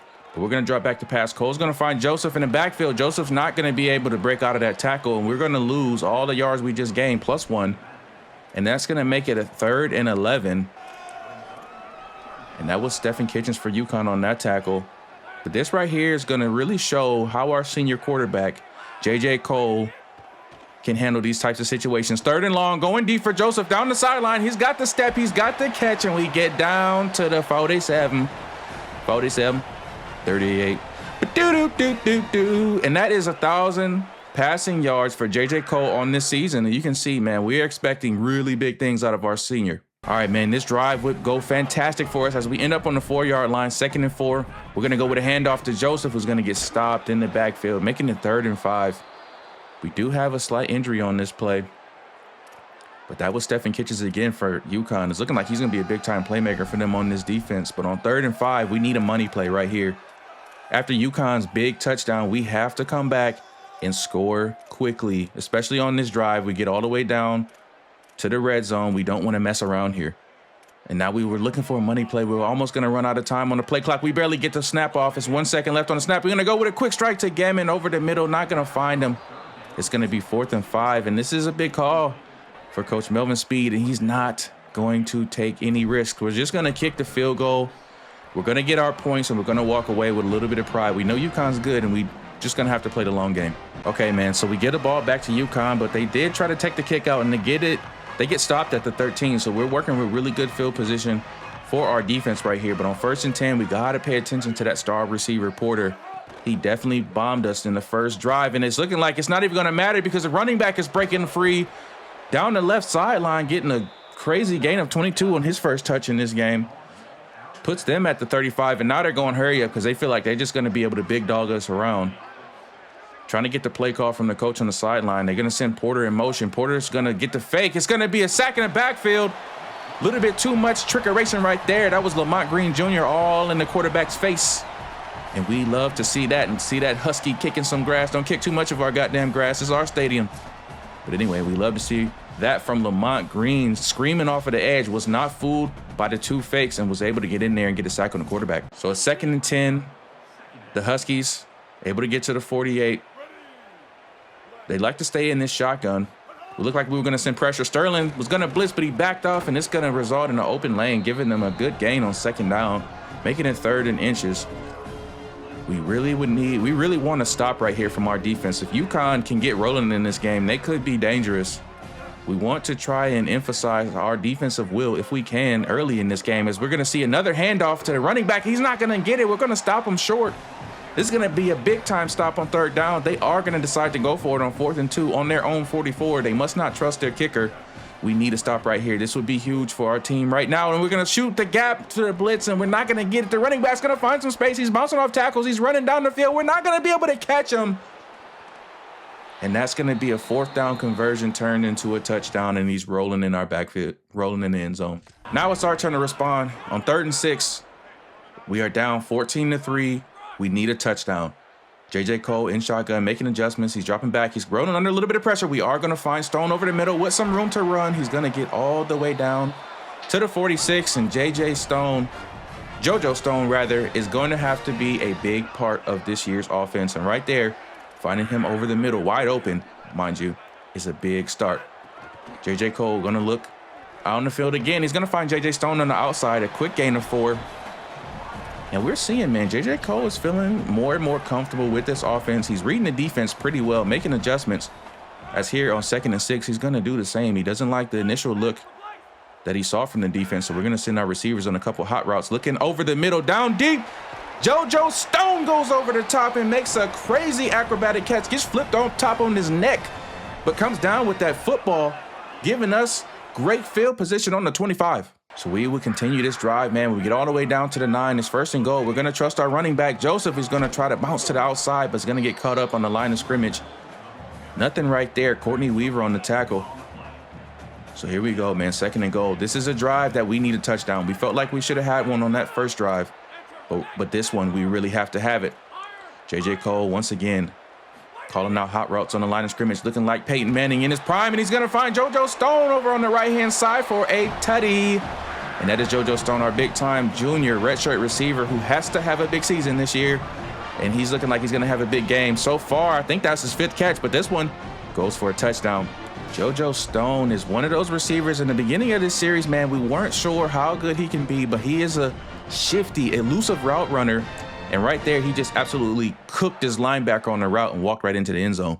Now we're back on defense. UConn still has the lead, 14-10. They're down to the 37. It's 2nd and 9. We're looking to try to get a stop right here. The quarterback is going to have to scramble for his life. Can we get to him? No, we can't. He's going to be able to throw it away just in time. Putting a lot of pressure on that quarterback. We don't believe in his ability. I know he did doubt us in the first drive, but rather outside of that, man, he hasn't done too much. So on 3rd and 9, we're going to see if he can beat us through the air. Dropping back to pass again, going deep over the left-hand side. It's going to be C. Wright who gets the left palm on that football, knocks it down. And they got to imagine they're going to be having a punt right here. So here we go, man. We are going to start this drive on the 20. Going to have to work all the way down the field, 80 yards if we want a touchdown. But I feel like more than ever, we are going to be capable of it. J.J. Cole is getting into a nice rhythm as we're going to see Joseph moving to the backfield. We know he can be dangerous outside the pass. J.J. Cole stepping up in the pocket. He's going to find Joseph down the sideline. Joseph is off to the races. It's going to be a foot race between him and the safety. Can he win this? And he is going to win it. He's going to get all the way into the touchdown. Sterling Joseph rocking the baby, telling you need to get your speed up. This is that South Florida speed, baby. We not playing up north. UConn, I don't know what you thought this was, but it ain't sweet. Sterling Joseph, our star running back, is making an impact in this game through the receiving game, mind you.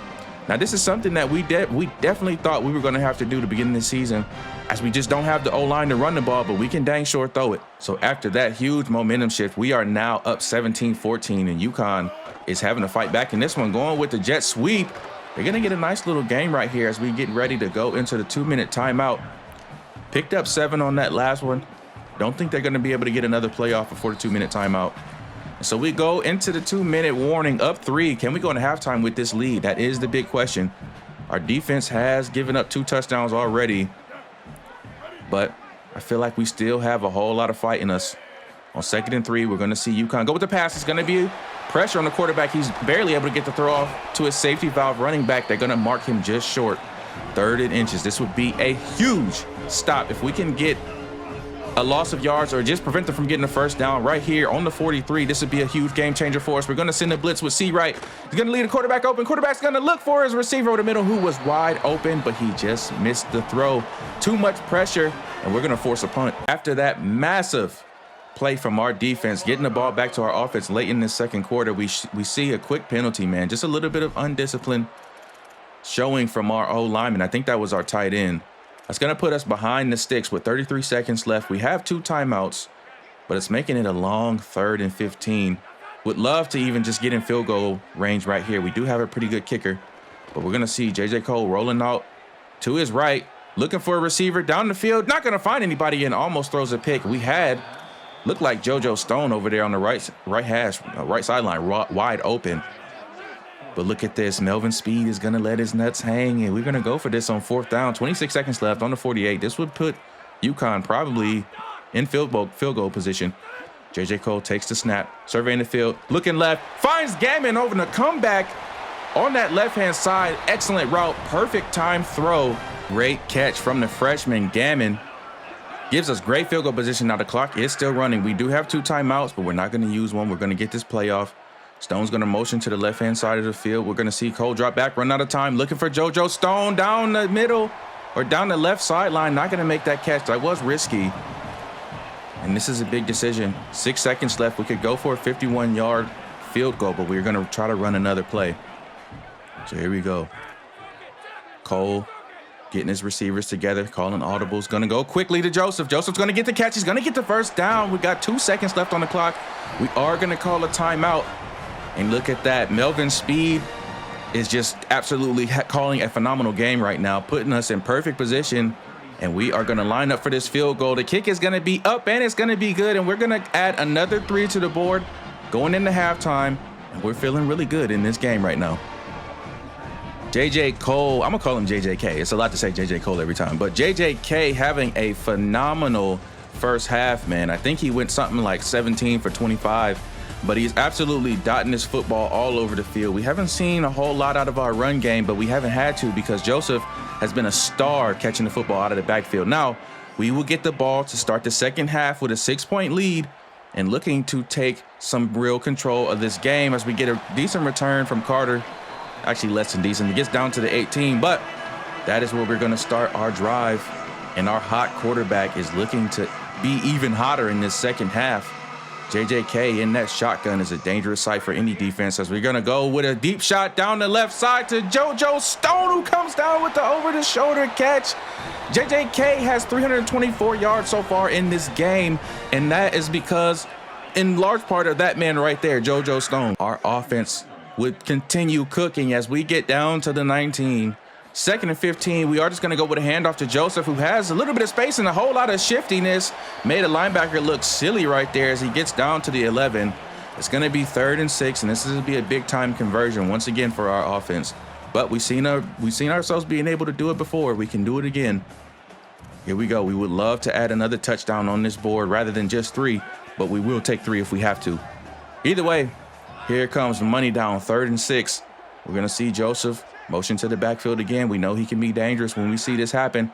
JJK is looking over to Joseph. Joseph's going to make a cut. He's going to be stopped just short. It's going to be 4th and 2. Does Coach Speed decide to settle for 3 on this one? And he does. He thinks it's better to just add points to the lead rather than taking unnecessary risks. Now, UConn is definitely a team that can come back in this game. We don't want to do anything unnecessary. And just as we were saying, UConn can be dangerous. They are all the way down to our 14 in the red zone, 1st and 10. Looking to try and get this game closer. Current score is 23-14. Touchdown wouldn't kill us right here, but we definitely want to stop it as they're going to go with a handoff up the middle. Running back found a whole lot of room to run. He's just eclipsed 100 yards in this game. Torrance Burgess Jr. having a really decent showing today. Running all over our field right now. But anyway, we're going to try to stop him here on 2nd and 2, and we do.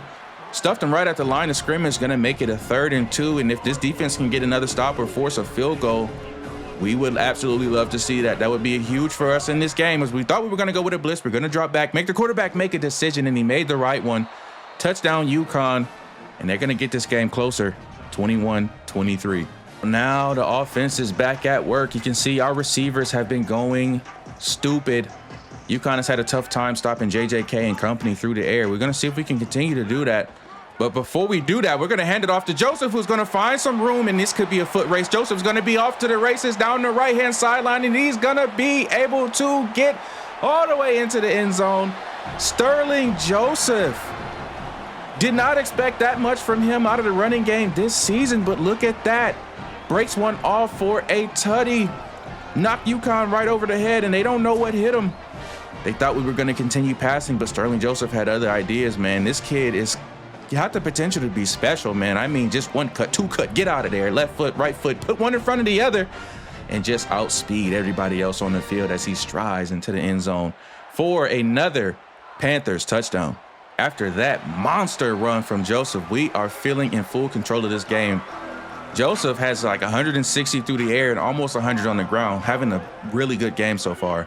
And so is our defense, but we just got to stop giving up easy touchdowns as we finally slow this running back down just a little bit. Only gets a gain of 1 right there. It's going to be 2nd and 9. And like I said before, man, we haven't seen a whole lot out of UConn's quarterback. It's really been the running game that we see right here has been kind of hurting us as he picks up 4 right there. But this is going to put us in pretty decent field position. I feel like I've been saying that for most of this game, but we just have to find ways to get stops and stop letting UConn hit us for big gains, especially on down and distances like these, man. I feel like more than anything, we need to send pressure. We do send pressure, and it's going to be a hit on the tight end, and the broken tackle from the tight end actually hurt UConn right there. He pushed himself back, and we tackled him behind the line. It's going to be 4th and 2. Big time stop from the defense, man. We get the ball back to our Fuego offense, and hopefully they can go down and get the same result, man. They are absolutely looking like a machine as we have a 9-point lead in this game. Right now, not having any worries. We are at home, and we're going to try to keep feeding the beast. We're going to go with a quick screen to Joseph, but UConn was all over that. And now we're starting to see late in the game, here come the injuries, stopping that clock, not letting us get into the 4th quarter. Of course, you know how to get someone on a Heisman. I don't know why the game is like that. I really wish they would stop some of that or force them to take a timeout or something. It's just kind of at a certain point when the CPU just starts spamming the injury, it just gets annoying. But anyway, on 2nd and 13, we got to get that out of our mind and look for a deep receiver. This is JoJo Stone. We know he can make this play, but this time it's going to be the DB who gets the better of JoJo Stone and comes away with an interception. And UConn gets momentum going into the 4th quarter. So here we go, man. UConn is moving fast. 2nd and 9. They are going to have to score at least twice to get the lead in this game. So we at least have that as a cushion. Would love to get a turnover in this game. We don't have one yet. As we're looking over the middle, it's going to be almost intercepted off the deflection. But Mincy right there made a big hit on the receiver and jarred it loose. And so now here we get to another one of these long distance money downs. And like I said before, I think we have to put pressure on this quarterback. We are sending the blitz, but he still has a ton of time, and he's going to find his big receiver, Porter, who I thought had that catch, but it was deflected. Great effort, diving deflection right there. Forces a 4th and 9, and now UConn, they're going to go for this, obviously. But if we get a stop right here, this could be ball game. Quarterback's dropping back to throw, looking deep down the field. He's going to have his receiver, Porter, on the comeback, who had the ball but then dropped it. Big hit right there. And Porter, who had a huge touchdown in the beginning of this game, has just not showed up in the second half for UConn, and we love it. Now we get the ball back to our hot offense, and we're seeing JoJo Stone take a jet sweep handoff to the right-hand side. He picks up 4. And I mean, JoJo Stone definitely has to be player of the game. I know he didn't win that jump ball on our last possession, but I mean, my goodness, he's been balling. And so has our quarterback, JJK, and so has our running back, Joseph, who's going to find some room, tough yards right there, but gets us into a good positioning right here for this 3rd down. And right now we have full control of this game. And we do have a kicker who's good enough to hit this from 39 if it comes to that. But on 3rd and 2, we would love to just go ahead and convert this and even continue this drive, continue to take time off the clock, continue to impose our will on this UConn defense, who honestly haven't had much to say against our offense all game. As we're going to see the offense shift right here, we're definitely going to be looking to go through the air. J.J. Cole's been money so far on this drive. He's going to find JoJo Stone again. I thought we had Eze on that drag route, who might have been wide open for a touchdown, but I'll take a 1st down. We are looking like good money on this drive. JJK is kind of shaking off a little bit of injury or something, but on 2nd and inches, we're just going to hand it off to Cole, who's getting shifty, getting down to the 4, picks up a 1st down, continuing to run that clock. And Coach Speed is not going to take a knee right here. He is absolutely going to keep the pedal to the metal, and because we have to let the nation know that FIU, this is not the same team from last year. We are absolutely going to score as many points as we can on as many teams as we can this season, as we're going to go with another handoff to Joseph. And you can see the linebacker absolutely got his shoulders and head, knees, and shoulders taken off of his body, and Joseph is flexing in the end zone as he should. And the Panthers extend the lead in the 4th quarter. And I think that is going to do it for this one. The Panthers just looking absolutely dominant in this game. Touchdown after touchdown. UConn just had no answer. And look at this, man. The game is already over. But speaking of putting as many points as we can on as many teams as we can, Coach Speed is just going to try to add insult to injury as there's only 8 seconds left. We're going to go for a deep bomb down the field. JoJo Stone has the step. Does he have the catch? And he does. It's another touchdown right at the end of the game. There might be a fight at the end of this one. That one right there was just kicking a man while he's already down.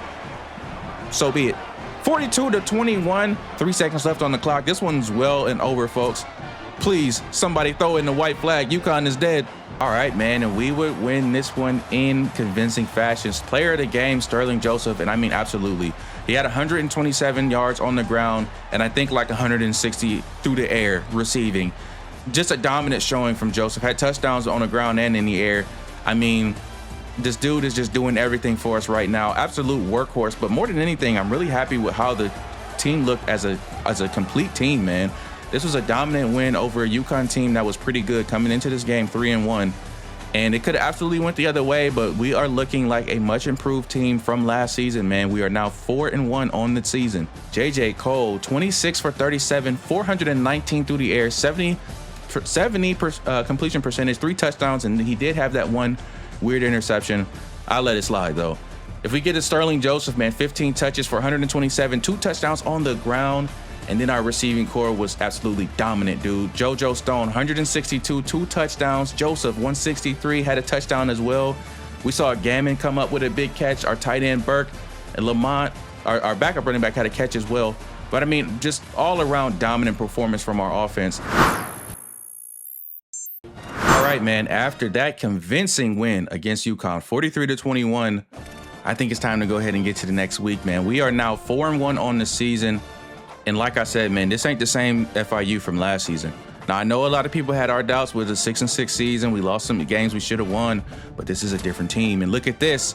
We get our first 3-star verbal commit from Assad Barnes, the quarterback that we were going after. We get another one from our 2-star lineman. And get another one from a 3-star Mike linebacker. So you can already see, man, we are looking like we're going to make a whole lot of noise to come in Conference USA for the Panthers.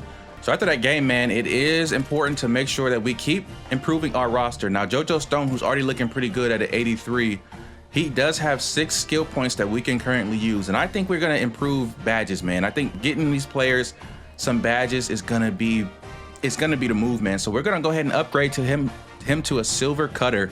And it's gonna keep him at an 83, but I think it's gonna make him a whole lot more dangerous. Now, our quarterback, JJK, he does also have a couple badges that we could increase.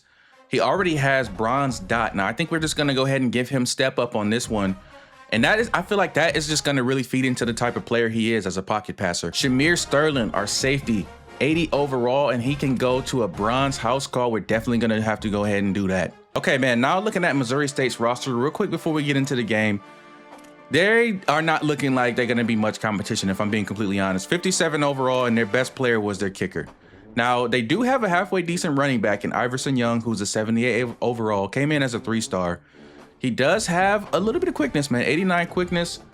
So we may have to pay attention to him, but I mean, we're coming into this week extremely confident, man. I'm not even too worried about Missouri State. Now, I don't want to make the mistake of overlooking any team, but they are 0-5. All right, man, here we go. Missouri State at home once again. It's kind of an overcast day, but I think that's typical, man. We're going to see a lot of games that's just going to be rainy, man. It's South Florida. It is what it is. Here we go, man. JJK, Sterling Joseph, JoJo Stone looking to have monster games today. Here we go, man. Sterling Joseph had a monster game, and I mean monster game last week, and I fully expect him to be able to do the same this week. Here we go, man. The offense is in motion. We are on the 29. It's 3rd and 3.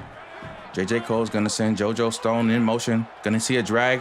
Going to go with a quick pass to the tight end, Burke, who's going to make a nice hands catch and pick up the first down for us.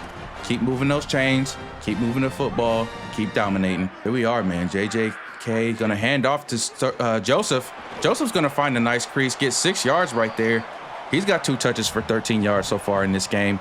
Expecting a whole lot out of him, but we're going to have to put it all together, man. Missouri State, you don't want to let this type of team surprise you. This is a team that we should absolutely be dominating. As we see JoJo Stone going in motion, Looking like we're going to try to go deep, but we just ran out of time. We had a one-on-one matchup with JoJo Stone, but it is looking like our quarterback might have came away with a little injury right there. That's not what we want to see from our star quarterback, man. He is injured. On 3rd and 4 with our backup, man, we're going to go with a quick pass. It's going to be complete to JoJo Stone over on that left-hand side, and we're going to see JJK is having leg cramps, man. That heat and that humidity is starting to get to him. I have to stretch it out on the sideline, but for right now, I think we just keep him where he's at, man. We're going to let Patterson rock. Give him a chance in this game. Like I said, Missouri State is not a team that we even going to risk injury for our star quarterback. It's not necessary. As we see Patterson rolling out to the right-hand side, looking for something. Try to playmaker. Nothing there. Just going to throw it out of bounds wisely. Hey, come in as a backup quarterback. You just don't make mistakes. You better not come in getting turnovers, so you won't see the field again. Trust me. Either way, it's going to be 2nd and 10 on the 44. We're trying to find some rhythm after losing our quarterback. Looking down the sideline to JoJo Stone, and he had it, but he dropped it. Hands made out of stone, maybe. Horrible drop pass right there. I mean, we'll talk about trying to get our back up in rhythm. That would have done it right there. All right, man. After that drop pass, JoJo Stone definitely owes his quarterback one, but we are going to see JJK come back in this game for 3rd and 10. This is a big down early in this game, and he's going to take another big shot, and it's deflected, almost gets intercepted. I think he might have to sit down for a minute, man. That was way too close for comfort. We're just going to punt this football. Now here we see the offense back on the field. It's been a slow start for us as we get to almost a minute in the 1st quarter. We do see a 3rd and inches. JJK is back in this game, but he is hurt. He is going to throw a strike over the middle to JoJo Stone, who's going to break 2 tackles, and now he is off to the races, to the 20, to the 10. JoJo Stone strutting into the end zone. And we said he owed us one, but man, did he pay up. JoJo Stone, big-time touchdown. 1st quarter in this one.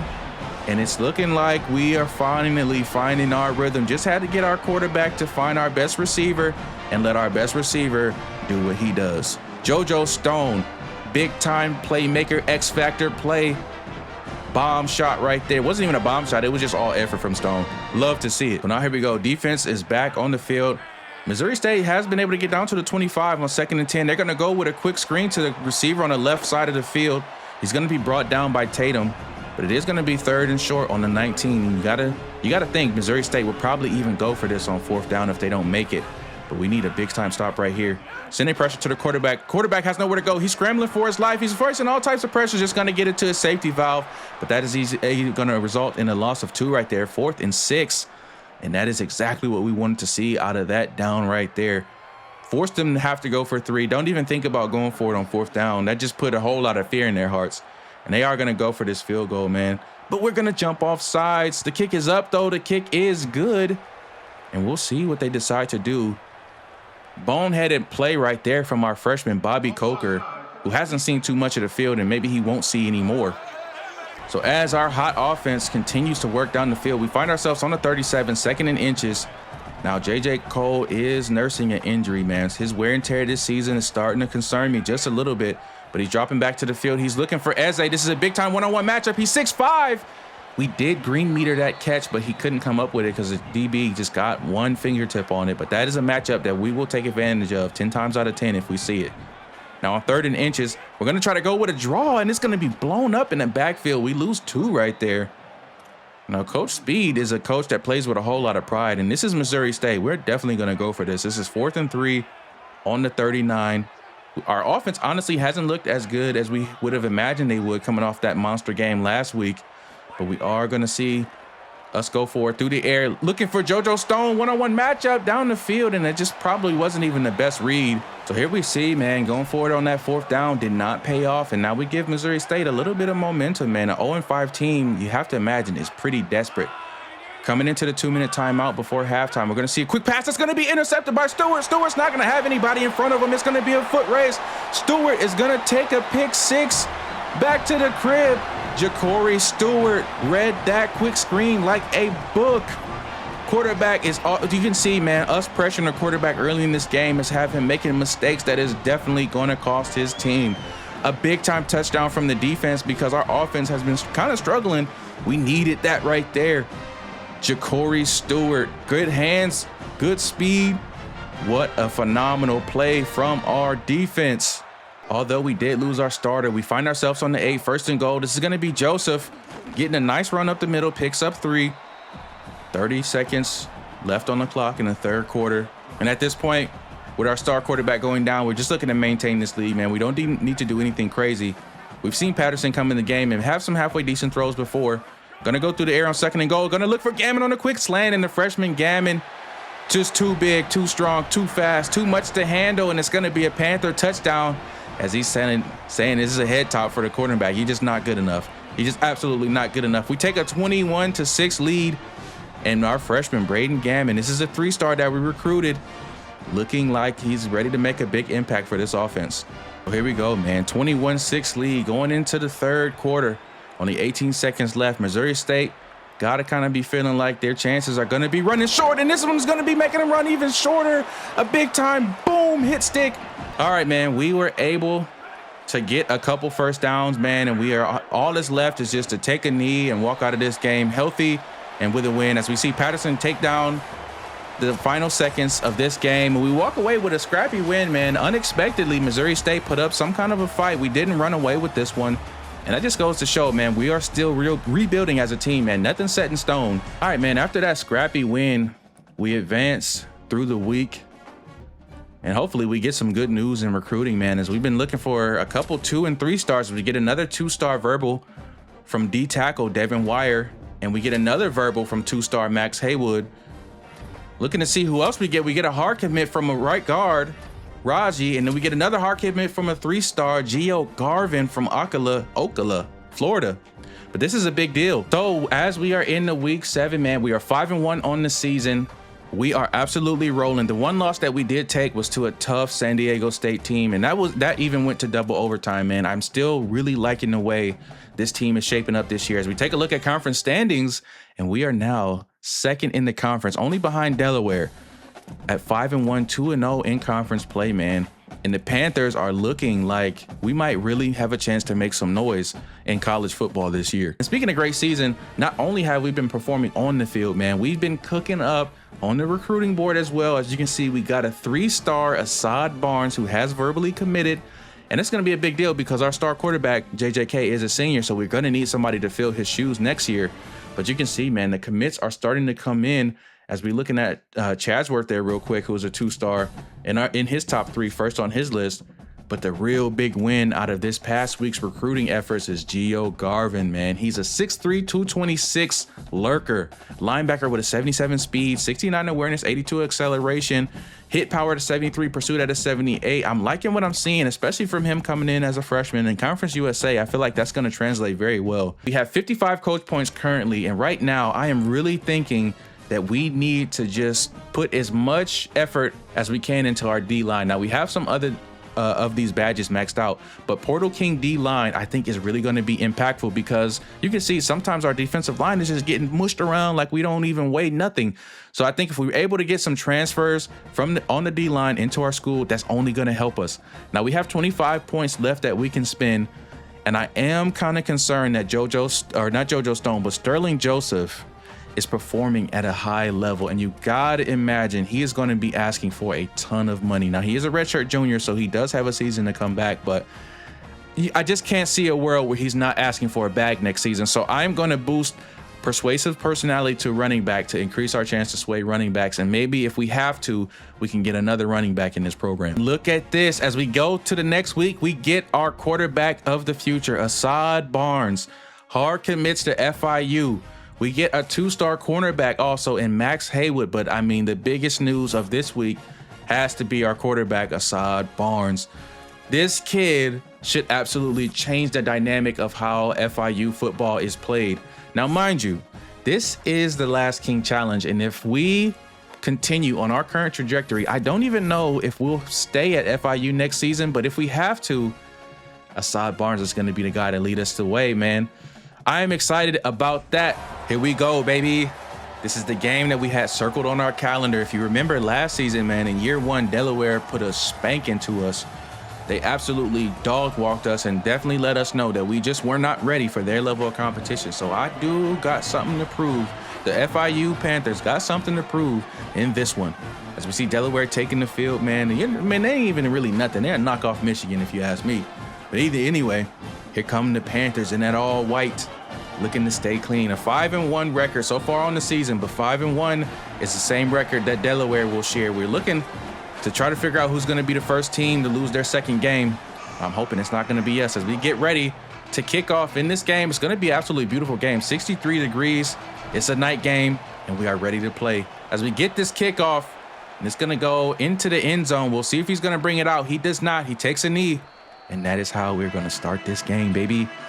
Now, one player we're going to have to pay attention to is their star wide receiver, Braydon Gammon, 6 foot 194. Going to try to make a big impact on this game. Now, we know our defense, we are going to have to play a bend but don't break style, so we'll see just how dangerous this offense can be. As we get to 1st and 10 on the 25, man, they're going to go with a quick screen out to the receiver. It's going to pick up a few, but break a tackle, get the first down, get out at the 36. And you can see, man, Coach Speed had to get out of the way right there. Dangerous play right there. Don't want to see our coach go down, but we do need to try and pick it up. That was a big play for the Blue Hens on 1st down. So here we go, man. On the 1st down of the second drive, I don't even know how I want to say that, but we're going to see a loss right there. 2nd and 14, he's going to lose 4. And that's a good sign from the defense to try to get a little bit of momentum back after that big shot from the first play. Now we're going to see another handoff up the middle. He's going to fight for a few yards. We do have a flag on this play, though. And it looked like it might have been offsides. Quarterback was able to do a hard count and get us to jump. Now we do find ourselves in our first 3rd and 7. This would be a big time play if we can get a stop right here and get the ball to our offense early in this game. Trying to put some pressure on the quarterback. He just had all kinds of time. Finds a tight end over middle of the field. A strike right there. It's going to be a 1st down and then some, and they're going to go hurry up. I hate when teams go hurry up like this because it's so hard to try to make adjustments with the new controls in this game. But once you figure it out, it's not so bad. But we're going to have to hurry up and do it here as they're going to go and try to quick snap us. Looking for the running back out of the backfield. He's going to find him, but he's going to be cut down by Tatum. Looking to try to get our first stop. Trying to bring pressure. Going with a quick slant. Is going to get caught, but it's going to be short. 4th and 1. McKinley Daniels made a nice catch on that one, but he just was not able to get past the stick. So we're going to see them go for a long, what's this got to be like a 40-plus yard field goal. The kick is up, is drifting left, and it's going to be boinked off of the left upright. We get our first stop of this game, and in huge fashion, Delaware doesn't even score. And we get the football in an exciting fashion, man. JJK and company are going to come on this field, and we're going to look for a deep shot right off the bat. We're looking for Gammon right down the sideline. It's a one-on-one matchup. Gammon's going to come down with it. He's going to break a tackle. He might score. Braydon Gammon, the true freshman, making big-time plays. Head tap, green bean, touchdown, FIU early in this one. You can see the Blue Hen faithful are pissed. And I know they probably wish they would have been able to recruit a player like Braydon Gammon because, God damn it, he is nice. What a freaking play. 3rd and 9. The defense looking to get another stop. The Blue Hens going to go with a quick play action, and it's going to be blown up by Tatum. I told you we needed to continue to put pressure on this Delaware offense, and we did just that. We get a sack on a quarterback. It's going to be 4th and 15. We're going to get this football back to our Enfuego offense. But a huge play from Tatum on this one, man. I mean, he just absolutely blew up that quarterback, and you got to think that's going to impact him for the rest of this game as well. I mean, wear and tear is such a crazy dynamic. Getting that quarterback on the ground as much as possible is something that is only going to improve our chances to win in this game. Love to see that, man. We just want to continue to impose our will on this Delaware team as we see our hot offense come back on the field. JJK looking to continue to sling that thing through the air. As we're going to look for our tight end on the right-hand side, Burke with a nice hands catch. 6 yards on that one. So here we go, man. JJK 2 for 2 so far on this game. Looking really good. Looking like a much better start than the Missouri State game last week. And we're going to have to get rid of this one quick. We're going to be under pressure, and the pressure got to JJK. He's going to throw a duck and just threw an interception right to the safety right there. That is not what we wanted to see from our second drive. They're going to stay in the shotgun. Quarterback's going to drop back to pass. There's no pressure on him. He's going to find a running back over the middle, Texas route, and he's going to be able to walk right into the end zone. And right away, Delaware has come back in this game. Now we are at the 50. Offense back on the field. 1st and 10. JJK is trying to bounce back from this nasty interception. We're going to just actually hand this ball off to Joseph. We haven't seen him get too many carries so far in this game. We want to make sure we definitely get him involved. And that right there is a prime reason why. Pretty much 10 yards on that first carry right there on that pickup. 2nd and inches on the 41 as we come nearing the end of this first quarter. Just under 20 seconds. JJK is going to go with a read option over the middle, and it worked to perfection. Sean Burke was wide open over the middle. Delaware didn't know what hit him. That's a big play. It's a gash play. As many of those as we can get, we will take. Burke having a pretty decent showing, man. 4 receptions for 47 yards on this one. Still in shotgun. This is the battle of 2 of the top teams in the conference. And we are trying to make sure that at the end of this game, we stay atop of that conference. We got a conference championship that we're trying to play for. But a loss of 4 on that one is not going to help that effort, man. We need to do better than that. They were all over that run right there. So we're going to look like we're going to go back through the air. We're a pass-heavy team anyway. And you can see the stadium pulse is actually getting to some of our players. We were not able to hot route. We're looking for JoJo Stone deep in the end zone, and it's going to be batted away. As you can see, man, meteor catching, I really like it, but, you know, I was able to green that catch, but if it's batted away, he's not going to come down with it. Maybe we should have went aggressive there. But speaking of aggressive, we're going to have to be aggressive on this 3rd and 14, and we need this one. Don't want to walk away with 3 if we don't have to. Would love to get a touchdown, but we're going to need something special right here. We're going to see JoJo Stone motion to the left side of the formation. JJK's got some time looking down the field. And this is going to be a strike to the true freshman. Fetu Eze making the diving catch. Laid out, put his body on the line for that one. But more impressively, the throw from JJ Cole was pinpoint, threaded through a needle. I mean, holy smokes. You can see he stepped up in the pocket and threw a strike. And that is going to be because of those 2 attributes we added to him. Step up and dot, both triggered right there. And, man, you love to see it. On the 5 now, we're going to go with a handoff to Joseph, who's just going to waltz right into the end zone untouched. And that was a beautiful drive. And we're saying, is it that easy? Is it that easy? Anyway, man, FIU is going to walk away with a touchdown and the lead in the 2nd quarter of this game. So here we go, man. Delaware able to continue their success on offense, and they got a nice drive going as they get all the way down to the 19. And they're looking to answer right back with a touchdown of their own. We need a big play from our defense. We need some kind of loss of yards play, turnover, something. We just cannot keep bleeding yards. I don't want to get into a scoring battle with Delaware if we don't have to. So on 1st and 10, it's going to be a quick screen. Oh, my goodness, this is going to be Sterling. Shamir Sterling gets the interception. There is nobody in front of him. It's going to be a foot race between him and the wide receiver, Sterling, trying to get into the end zone. It's going to be a pick 6. Shamir Sterling took the quick screen back to the house, 74 yards. Head tap, baby. That is exactly what we needed. FIU is a different team this year. Thumbs down. These niggas suck. Delaware thought we were going to be a cakewalk, but we are walking away with a pick 6, and we are loving it, man. The FIU students came and they traveled down to Delaware to see their team perform, and we are performing at our highest level right now.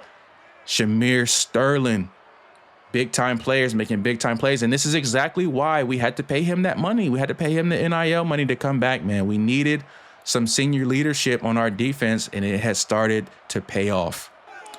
And look at this.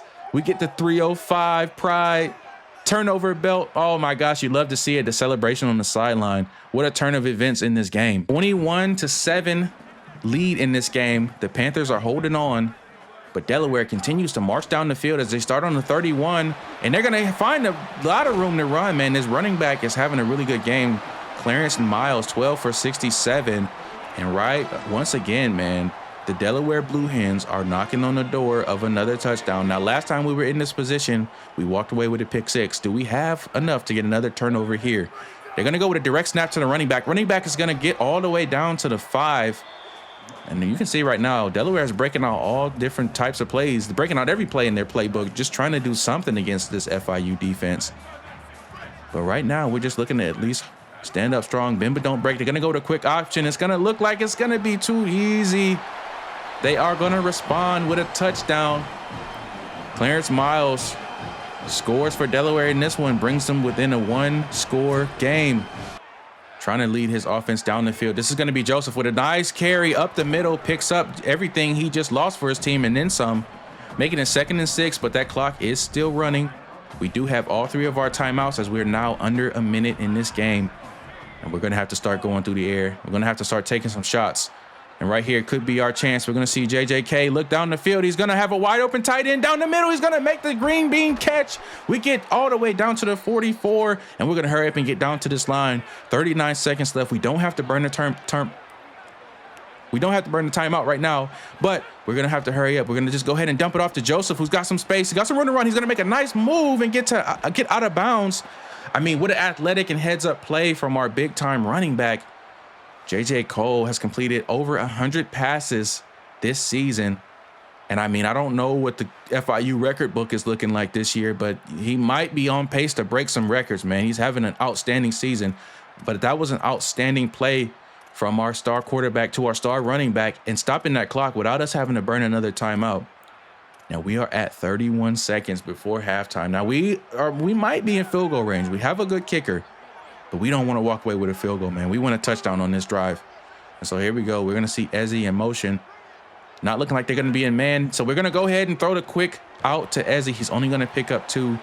That clock is going to keep running. We're going to burn our first timeout as we try to end this half with a touchdown and go up 2 touchdowns in this game against number 24 ranked Delaware. This is a big drive. 2nd and 8. 26 seconds left. Can the quarterback, J.J. Cole, take his offense down the field and score? We get motion. Joseph back into the backfield. J.J. Cole scrambling to his right. He's going to find JoJo Stone. Nice catch over the middle, getting us down to the 19 with 19 seconds left. We are definitely in field goal range at this point, but we, more than anything, feel like we can get a touchdown out of this drive. And look at this. J.J. Cole is hot. He is on fire right now, finding all targets all over the field as we see Stone go in motion, looking for the drag. Might go to Gammon. Over on the left side, he was open, but the throw just was a little bit too far. That was our chance right there. But we're going to get another shot at it. We still have 15 seconds left. Cole's going to drop back to pass again. They do send a blitz. We're going to find Stone over the middle. Stone's got room to run. He gets the first down. Just need to get down, get down, get down. We're going to try to hurry up. We did get a first down, so the clock should stop. It's going to continue. We're down to the last 5 seconds, going with a quick handoff to Joseph. Joseph's not going to get it. 2 seconds left on the clock. We take a timeout here. And do we take the risk of trying to get a touchdown, or do we just say a field goal is good enough here? This is a big call for Coach Speed, and he is going to play it safe and just add to this lead if possible. With a good field goal here, the field goal is up. It's good. It's through the middle, and we take a 10-point lead going into halftime against the number 24 ranked Delaware Blue Hens, one of the best teams in our conference last year. And right now, we are holding our own and doing a little bit more than that as we walk into the second half with a lead. Man, so here to start the second half with a 10-point lead, we're seeing J.J. Cole still going down the pass. He's looking for a big-time play from Gammon again. Gammon's not going to be able to come down with it this time, though. That was risky, man. Mekhi Jones has played some pretty good defense after that first big bomb he took. So now on 2nd and 10, we're going to keep this ball on the ground. Joseph rumbling and stumbling, getting a good gain right there of almost 10. Going to mark him just short, 3rd and inches.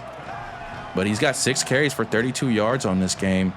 Nothing too impressive, but that was a good run right there, moving the chains, getting us into excellent position to be able to convert this 3rd and inches. And we're going to go with a quick RPO to Stone, who was wide open on the sideline, makes a nice over-the-shoulder catch. We get down to the 44, and we're just methodically moving down the field.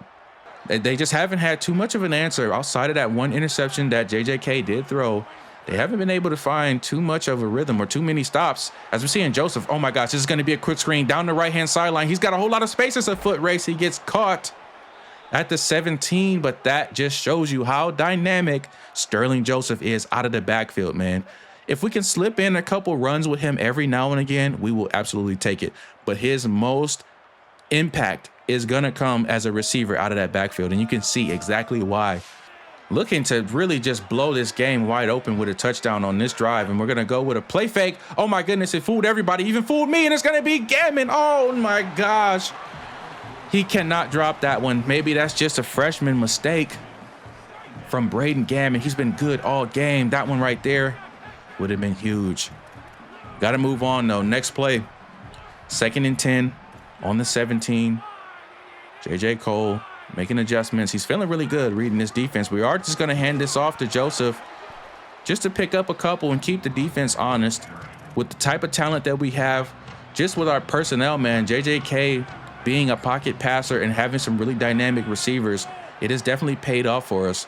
But now we're going to see if we can pay off this drive with a touchdown. As on 3rd and 8, we're going to go to the flats with Ezzy. He's not going to be able to get around that defender.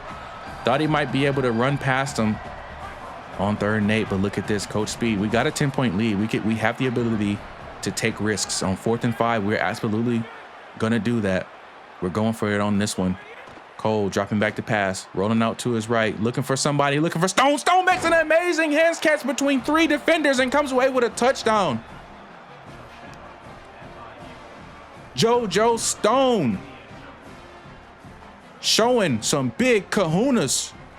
I mean, big kahunas from the quarterback for even making that throw, but what a freaking catch over his head. He had to stretch out for that one and bring it in and not only hold on to it, but he fought into the end zone for the touchdown. I mean, what a play from our leader on offense, JoJo Stone. I mean, he is looking like one of the best receivers in the nation at this point.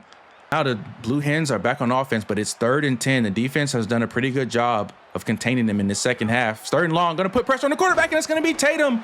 Gets a big hit on the quarterback. They don't know what to do right now. Tatum absolutely rocked the quarterback's bean right there. And it's going to make it 4th and long. We are going to get this football back with a monster lead. And that is Tatum's 2nd time getting to the quarterback. 2nd time putting belt to ass to this quarterback. I'm not going to even lie to you. Boom, sticked him right there. And he has to be feeling that. He might be seeing stars after that one. This is going to be a halfway decent punt. Brown looking for room to run on the left-hand side. He's got space. He's going to be past the 50, past the 40 with a nice cut. And gets brought down at the 40. So everything right now is working out for the Panthers.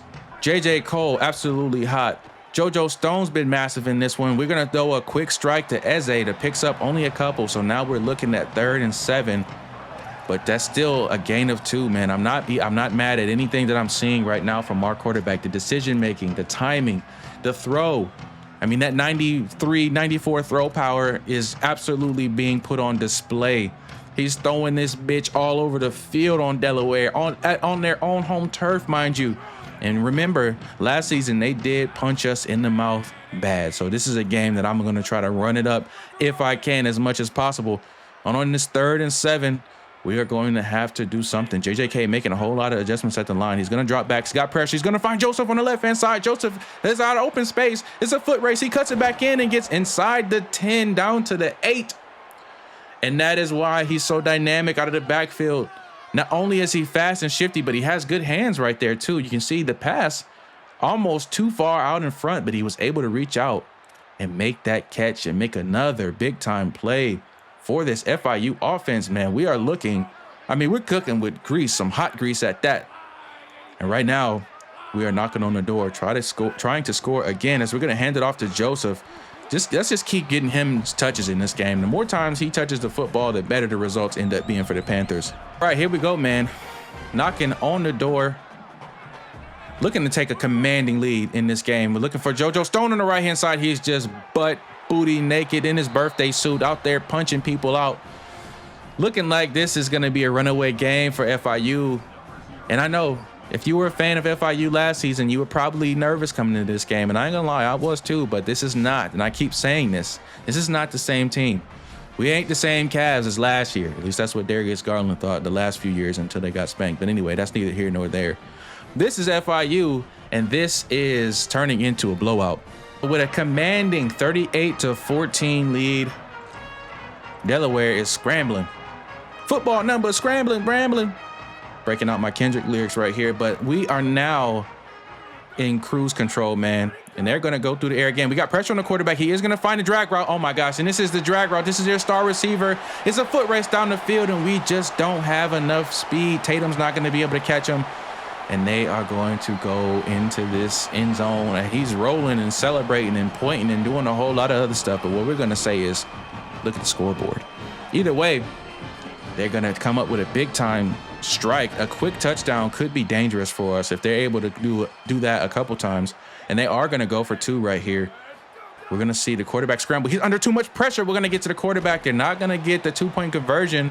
And so this score is going to stay 38-20. And that right there just lets me know that they're desperate. And they're going to go with an onside kick here as well. We're going to recover. And with 4 minutes and 40 seconds left to go in this fourth quarter, you got to imagine that should do it, man. If we run out this clock, or even at the very least force them to take all 3 of their timeouts, there shouldn't be any strategic way we should lose this game. And I am loving everything I am seeing from this FIU team right now. And we are 6-1 on the season, and we definitely are we have our eyes set on a conference championship, no doubt. All right, man, after feeling really good, coming off 2 really good wins, man, we are preparing to face off against New Mexico State, who's 2-5 on the season, and we are 6-1 on the season, looking like a dominant team as we get a beautiful sunset just shining in on the stadium, shining in on Pitbull Stadium this afternoon as we get ready for this game. One that we feel confident going into. It's 83, the sun is shining, we've been winning, and hopefully we continue that pattern in this game right here. As we are going to get the ball first, and we're just going to, I thought we were going to take it, we were going to kneel down, but we actually decided to go out, which could have been a mistake. But we start off at the 13. Coach Speed's not happy with that, but he is happy with our quarterback, J.J. Cole, who had a quarterback masterclass last week, 320 for 3 touchdowns. And you got to think that performance should roll over into this game against New Mexico State. This is a team that doesn't put any fear in my heart.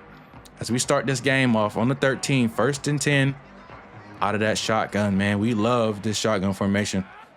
And here we go. We're going to go with a play action here. Looking down the field, going to find our big-time tight end, Sean Burke, who made a nice jumping, little twisted, bop it catch right there to get us to the 21 and down to the 12. And right here, we like this one-on-one matchup with Gammon on the left-hand side. He is a big-time playmaker. He has a step. He's going to make the catch. Green. Gammon, another big-time shot. And I'm telling you right now, if it's one-on-one on the outside with either of my freshman receivers, you're getting your head bust. I'm just not even going to hesitate. And right there, we did not hesitate, and Gammon came down with a huge catch. And now on first down, we're actually going to take a big-time loss right there. We got a little bit too ahead of ourselves. Kind of behind the sticks, man. We started off hot, but now we're looking at 3rd and 16. So JJK is going to have to orchestrate this offense and get a big play. As we're looking over the middle, JoJo Stone's going to make the catch, but it's not going to be enough to get this first down. But Coach Speed is going to be aggressive. And we're going to go for this one on 4th and 9. JJK has got a clean pocket.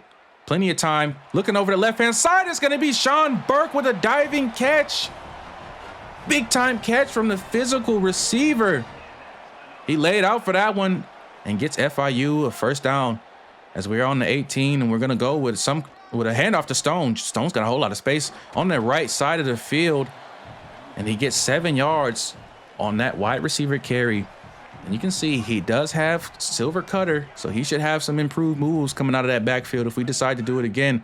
But on this one, we're just going to go through the air. We're going to get rid of it. It's a risky throw, but New Mexico State brought tons of pressure right there. Put a hit on our quarterback too, which is something you don't love to see because he has struggled with some injuries throughout this season. But it's going to be 3rd and 3. We're going to find our tight end again. I mean, he's having a monster first drive. First down on the 5. Burke having a good game. Cole heating up. 1st and goal. We're looking to punch this one in, and we're going to do exactly that with Sterling Joseph on the ground. I call him Earth, Wind, and Fire. 22 dancing in the end zone in the Sunshine State with the sunshine shining. Sunshine State with the sunshine shining. Say that 5 times fast. I bet you can't. And that one would actually cost us. New Mexico State will go down and score a touchdown and tie this game up. And so now our offense, who started off hot, is going to have to respond, man. We're going to go with a handoff to Joseph. Not able to find any room to run right there. And so we're going to have to get back in rhythm. I know we were feeling really confident, man. We're bombing stuff down the field. We're throwing all over the field. We're trying to do a little bit too much. We're not reading the plays like we should. But this is Ezzy, who gets a huge over the shoulder Bomb! I don't care about taking too much time if it results in a play like that. And J.J. Cole with that one has eclipsed 2,000 yards on the season through the air.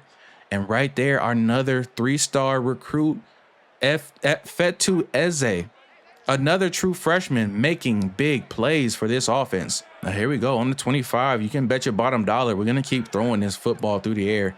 JJK looking for JoJo Stone on the right-hand side. He finds him for a first down and a little bit more. We get down to the 12, and now we starting to roll a little bit with this offense. Cole is on fire once again. We're going to see motion from the tight end. Going with a quick screen. Joseph is open. Joseph's going to have some space. Will he be able to make a move? Oh, my goodness. He just broke a man's ankles on the 3-yard line and scores another touchdown in this game. 6-7, 6-7. Why is that a thing? Anyway, we go up by a touchdown in this one, and our defense is playing lights out as they get us the football back on our own 10. And here we go. We're knocking on the door again, looking to throw for another touchdown if we can. Gonna have Cole step up in the pocket. This is gonna be Burke, who had to just pretty much play defense on that one. We almost threw another pick. Gotta be very careful. We want to reduce the amount of interceptions JJK throws this season, because I feel like he has a good chance to win some kind of award the way he's playing. But we're at 4 minutes and 19 seconds in this second half. JJK rolling out to his right. Oh my goodness, a wide open Fetu Eze on the corner. And right now, FIU is just making it look way too easy. And Fetu Eze is making it look too easy, as not only did he have that one really big catch, he scores his first touchdown in this game. So we have continued to dominate in this game, man. 35-7. New Mexico State is just have looked completely outmatched. JJ Cole has looked amazing, and we're gonna find another touchdown with Braydon Gammon making a good catch and then finishing off with a touchdown with a strike over the middle. And this one has completely gotten out of hand, man. FIU 42-7 in the final seconds of this game, man. It has completely gotten out of hand. 63-7 with 5 seconds left to go, and of course we can run the clock out. We're already up a ton, but I want to try to get a 70 ball if I can. This will just be something we've never done before, and we're going to see Joseph run right up the middle and get the final touchdown in this game, and FIU is going to put 70 points up against New Mexico State. Oh my goodness. 70-7. That is their final score. Coach Speed is a bully in Conference USA, but so is Sterling Joseph. 172 yards on the ground with 6 touchdowns. That is like a Heisman level performance right there. We could not be stopped in this one. It was absolute dominating game for the FIU offense, man. Through the air, through the ground, there was nothing we could do wrong. We absolutely put BTA, ETA, DBT, ETC, whatever 3 letters you want to put to let you know that we just stumped the hell out of New Mexico State. Go ahead and put them. And if we look at the stats, man, our quarterback went crazy. 441 through the air, 5 touchdowns. Did have that one interception. Well, I wish we could take that off the board, but I'm not mad at any of that. Like I said, I'll take that one pick every day of the week. And if we look at the rushing game, 172 yards on 16 touches, averaging 10 yards a touch, 4 touchdowns in this one. I mean, those are like Ashton Ginty numbers, bro. And as we look at our receivers, once again, Sean Burke, our tight end, had a big game. 7 catches for 70 yards. JoJo Stone, 81 yards in this game. Fetu Eze had 2 touchdowns in this game off 4 catches. Joseph had 2 touchdowns off 3 receiving, 80 yards in that one. And then Braydon Gammon had a touchdown. He went for 100 plus in this one off only 3 catches. So that lets you know he is a deep threat. All right, man, after that crazy dominant win, and we are 7-1 on the season. We have Middle Tennessee coming up, who's 4-4 and 2-2 in conference play this season. But real quick, man, I do want to take a look at the top 25. Now, we haven't cracked top 25 yet. Now, crazy enough, there are some teams like Georgia, who's 5-3, and Iowa 5-3. There's some other teams, but their strength of schedule, in all honesty, is probably better. Which, hey, can't be mad at that, man. I mean, we don't expect to be ranked.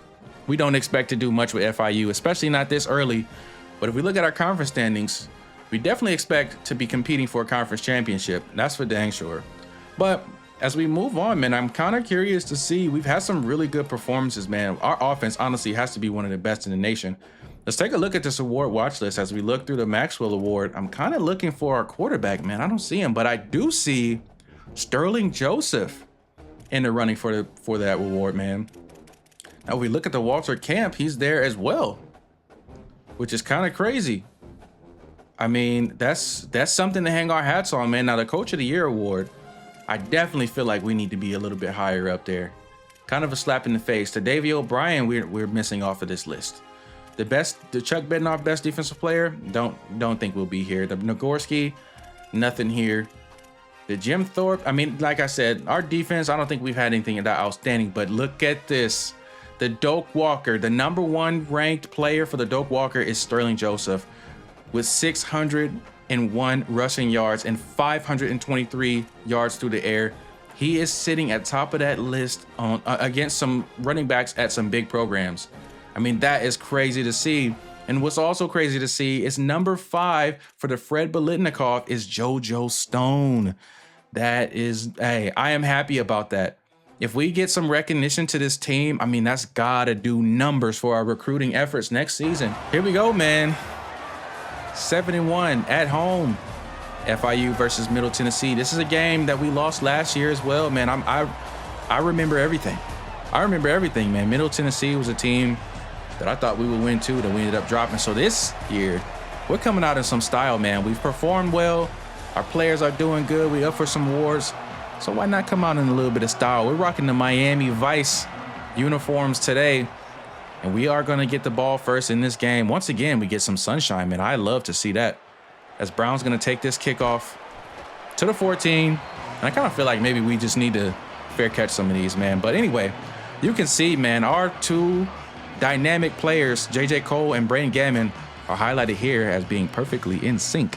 And hopefully they can be in sync in this game and continue our fiery red hot performance from this offense as we take the field, man. Looking super clean, man. I love this uniform set. As we go with our first handoff to Joseph, who's looking for room around the outside, tried to turn the corner. He picks up 3 right there, and that's how we start this game off. Getting the football to our Doak Walker candidate of this year, Sterling Joseph, man. I couldn't be more excited about that. Now on 2nd and 7, going to try to go through the air, and then we're going to look for over the shoulder to Joseph. He's going to come down with it at the 50. And that is exactly why he is up for the awards that he is up for. He's just such a dynamic player. He's just such a big-time player. I mean, he just is a crazy athlete more than anything, catching the football, running the football, and a big-time play right there that gets us down to the 50 early in this one, looking to, really put a hurting on Middle Tennessee as we're looking at JoJo Stone on the right sideline, who's making a nice catch and getting out of bounds. Might have had something way more open over the middle, but I'll take that. JoJo Stone getting hot early in this game can only be a good thing as we are marching down the field with ease on Middle Tennessee. And I just feel like our roster this year, on paper, it was worse. We were a 64 overall roster across the board, but that was not the real story of this team. The freshmen that we brought in, the schemes that we brought in, the adjustments that we made, and just our actual performance on the field has turned this team around. We do not play like a 64 overall. But here we go, man. On the 30-yard line, this drive is looking like it's going as well as it possibly could. And we're going to find an RPO to Gammon for a first down, getting to the 16. And J.J. Cole is just seeing the field so well at this point, man. Over 2,300 yards on the season so far through 8 games. And you got to imagine that number is only going to go up and up as we're looking for Gammon again with a drag for 5 yards on the right hash. Nice hands catch from the freshman. And here we go, man. 2 catches so far for 20 from Braydon Gammon. And they were highlighted in the beginning of this game, Cole and Gammon. But this time it's going to be JoJo Stone almost getting into the end zone off of a jet sweep. And we want to get him his touchdown. He feels like we owe him that touchdown now. He was so close. And we're going to go to one of our favorite plays, man. The gun bunch is just something that is hard to stop. As we're going to send Stone in motion. And then he should be open on this quick out. We just waited too late. And it's going to be Gammon instead. The out was covered, but Gammon was open. And look at that. The 305 Vice City. Oh, my goodness. This is such a clean uniform, man. And the players love it, too. Playing at their absolute best. I'm really hoping that we'll dominate this Middle Tennessee team. And right now, Braydon Gammon is having one heck of a first quarter. 1st and 10. Middle Tennessee has come down the field and scored. This is not going to be as sweet as we thought it was, but we're looking deep to Sean Burke, who's wide open over the middle of the field. And we keep finding gash plays and taking the top off of this Middle Tennessee defense. They just are not ready for what we have prepared today. I mean, I feel like it's going to be a lot of this all game. Big play from Sean Burke, who, with all the talent that we have on this roster, I feel like he gets overlooked, but he's such a good player out of that tight end position. As we're looking to go deep again, we're running out of time. We're going to have to throw it away. J.J. Cole just probably looking for the home run ball again. Couldn't find it. Now, we feel good as an offense, but we don't want to look too far as to say Middle Tennessee couldn't stay in this game, because right now it is a tie ball game, 7-7. As we're looking through the air, J.J. Cole's going to roll up to his right. He's trying to throw. Couldn't get it off. Barely got the throw off. Almost picked off by that D lineman. It's 4th and 10. We're on our 42, and Coach Speed is not one to shy away from making a big statement early in these games with this type of offense, with this quarterback who can definitely get it done, as he's starting to call some adjustments out on this field. Looking to the left-hand side of the field, and it was a comeback route that Gammon didn't come back on, and it is going to be an interception. Going the other way, Middle Tennessee have a chance to take the lead in this game. Thankfully, our defense has come to play today, man. Middle Tennessee could not capitalize off of that turnover, and we get the ball back on the 34, and we're dropping back to pass again. Looking for our tight end. There's nothing there. And outside of that first quarter, a fantastic first quarter that we had, offense has kind of slowed down a lot as we're getting close to the 2-minute timeout. We like what we see right here. This could be a one-on-one matchup with Gammon on that left-hand side. It doesn't look like it's going to be there. Going to have to make adjustments. Ezzy with a nice cut route on the middle of the field for another huge pickup and another first down. And that right there was Fetu Eze, who is, I mean, we got 1A and 1B with Braydon Gammon and Fetu Eze. 6'2" and 6'5". I mean, pick your poison. One of them is going to kill you. Either way, we have entered the 2-minute timeout. We're into 2 minutes before halftime, and you got to know that we want a touchdown on Middle Tennessee on this drive. J.J. Cole looking for Gammon on the right side of the field, and he finds him deep on that right hash. Braydon Gammon having one heck of a game, looking like he's going to pick up where he left off from that first quarter. And J.J. Cole is throwing the football all over the field right now. We'll find him. We're going to find Gammon. He makes the catch, but he's brought down immediately. And that right there causes a timeout to be taken by Middle Tennessee. They must feel pretty confident that they can get this ball back and maybe go score, which seems disrespectful to me. So we'll have to see about that once they get it. But we are going to get this field goal and take the lead by 3. But they wouldn't be able to do anything. And we're in the third quarter where we are throwing dots to Joseph on the left-hand side. 1st and 10 after that nice throw. And we're looking to make a statement. We absolutely have to start dominating this team. And that is the opposite of that as we throw a quick interception. Looking for the RPO. It just wasn't there. But Cole would get another chance at redemption, man. Our defense is standing up pretty good. They're not allowing Middle Tennessee to do anything. But right here, Sterling Joseph is coming alive with a nice run, finding his space up the middle and weaving his way to the outside, trying to use that speed. And here we start to see the injury bugs popping up again, stopping the clock. But that's not going to stop our momentum. We absolutely have to keep rolling as we're just nursing this 3-point lead against a 4-4 Middle Tennessee team that maybe they're actually better than what their record says, man. We're having a hard time scoring against this team.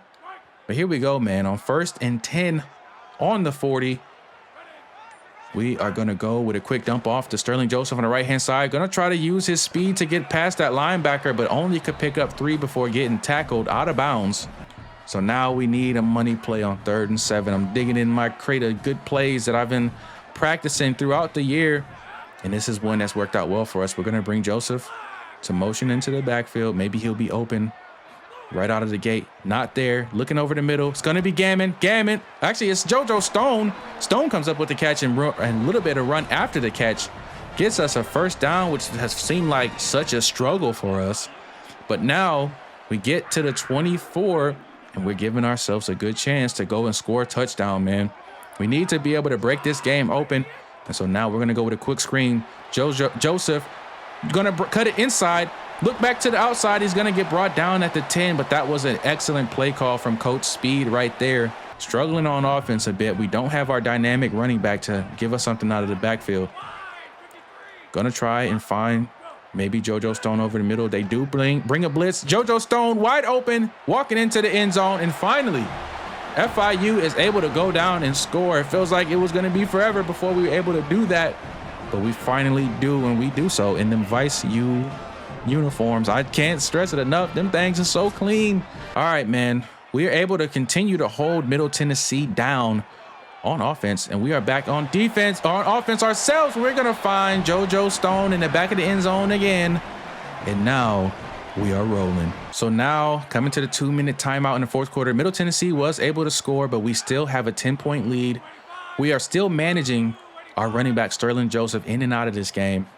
But we're going to go with a quick slant. This is going to be our backup Lamont. He's going to have some room to run. He's going to find the first down and get out of bounds. Stops the clock. Before that 2-minute timeout, we have more than enough wiggle room. If we get a touchdown on this drive, you got to think that should put this game away. Stone has been hot throughout this game. Cole has been hot throughout this game. He does have 2 picks, but was able to shake that off. And now we're looking through the air. This is going to be Lamont down the sideline. Tries to hurdle a man. Gets flipped up on his neck, but comes down with the catch. And we get all the way down to the 6. And that takes us into the 2-minute timeout. We now have full control of this game.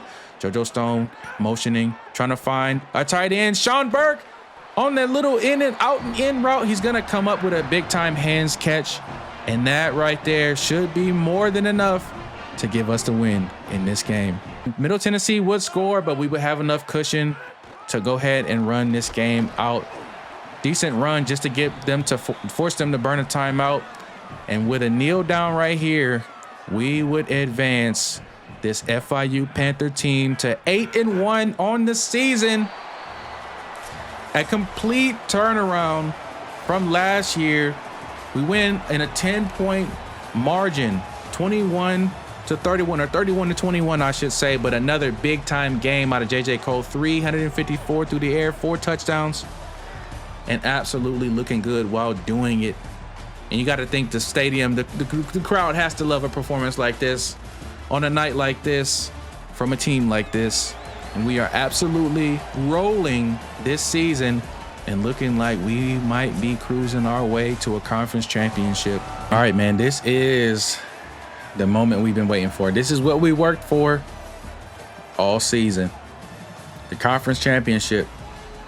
Coach Melvin Speed, the FIU Panthers. It's about that time, baby. Kiss one to the sky. Let's get it. We are at home, and this is as packed as we have ever seen Pitbull Stadium in our tenure here. And we are getting ready to face Sam Houston. 5-7 on the year, only 5-3 in conference play. So that just kind of lets you know the state of the conference more than anything. But either way, we are looking to take the crown on our way to becoming the last king in this Last King Challenge. This is the first step. Here we go, man. In season 2, we get ready for kickoff. Let's get to it. So here we go, man. On the 25 is where Sam Houston will start, and they are going to go through the air. Quarterback looks like he wanted to run, but he had nowhere to go. It's going to be Demetrius Mincy opening this game up with a sack on the quarterback. And that is exactly how we wanted to set the tone. And you can see the Panther faithful, Panther Nation is going crazy off the back of that. All right, man. After that, man, we are going to have Sam Houston in a 3rd and long situation. Early in this game, looking to capitalize, man. Quarterback got a whole lot of time to throw. He steps up in the pocket. He might go. This should be an interception. And Thule gets absolutely mossed. He did not jump. The catch was green. Everything was there. He just didn't jump for the ball. I have no idea what's going on, but Sam Houston is going in a hurry up, and they're going to try to catch us sleeping pretty quickly. But this time it is going to be intercepted. Oh, my gosh. It's going to be Cook who spins off the tackle, and he's got the speed at the 30, the 20. He's not going to be caught. And off the back of that, we're going to get a pick 6 to open up this game. FIU takes the lead. Gregory Cook with a 62-yard pick 6 to the Baja. All right, man. On their second drive, Sam Houston was able to put something together, man, on the 9-yard line 2 minutes and 15 seconds to go in this game. Quarterback's going to drop back to pass, looking down the middle, and he just throws it in between the uprights. If that would have been any lower, it would have been picked off by Sterling. But that is going to force 3rd and goal on the 9. You know Sam Houston would love to come down the field after that big-time interception and get a touchdown. We are going to try to stop that, bringing pressure to the quarterback, and he's going to get sacked in the backfield with Gammon over here on the left side. Maybe we can take the top off of this defense. Looking like we're going to try to go deep. Gammon is going to actually be intercepted. It was underthrown. Gammon had at least 2 steps on that cornerback, but it was severely underthrown.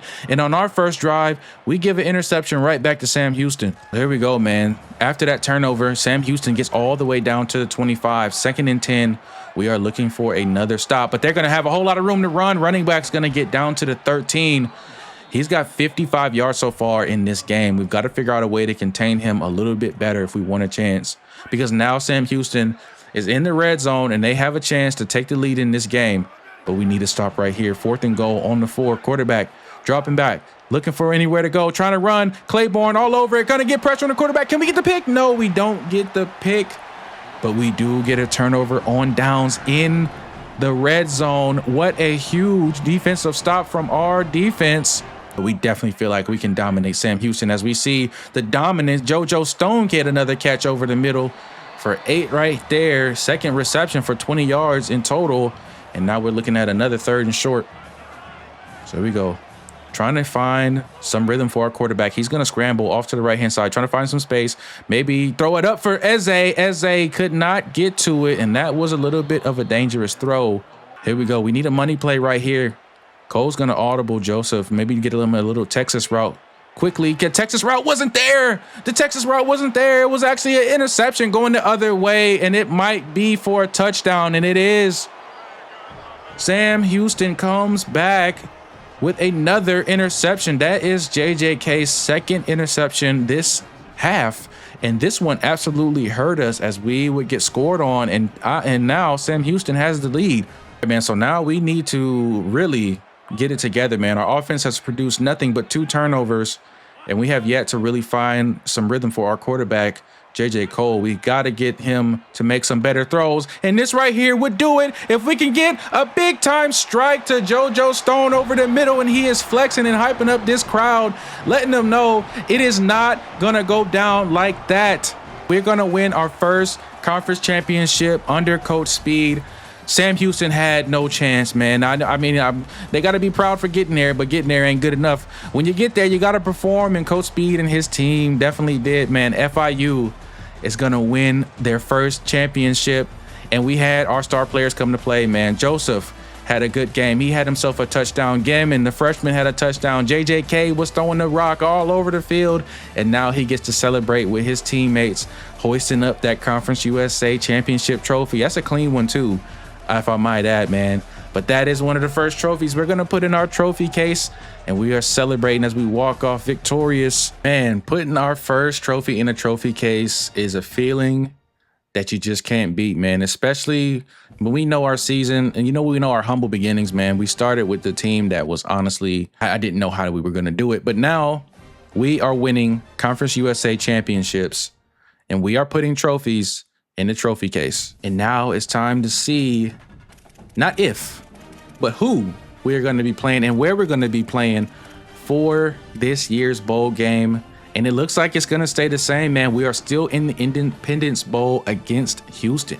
Now we play Sam Houston, spanked them, but now we're getting ready to play Houston, and this is going to be a totally different game. We finally get to some good stuff. We got JoJo Stone walking away with the 2027 Fred Biletnikoff Award with 92 receptions, 1,400 yards, and 16 touchdowns on the season.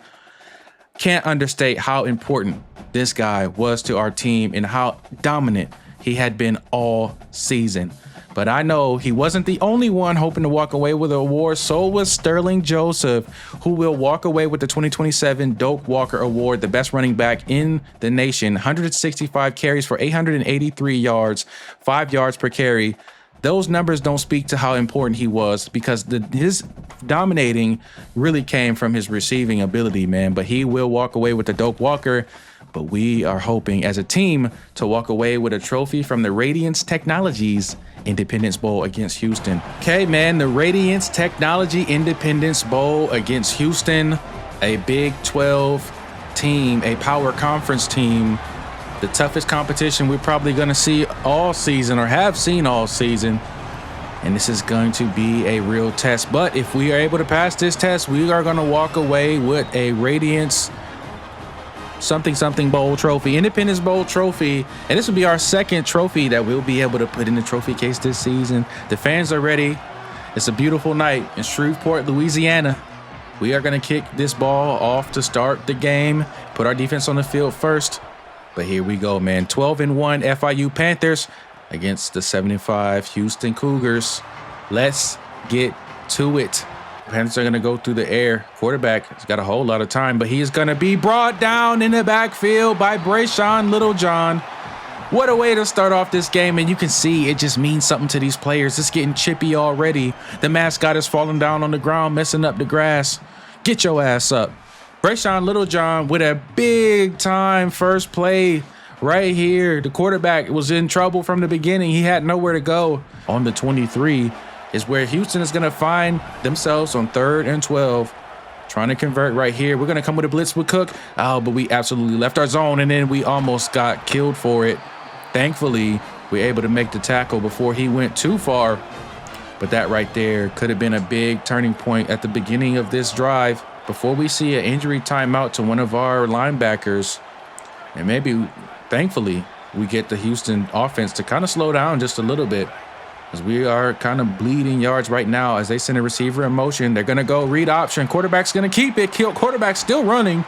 Getting down to the 18, 4 rushes for 10 yards from Austin Carlisle. But you can see already some of the damage that he's taken from some big hits from the Panthers.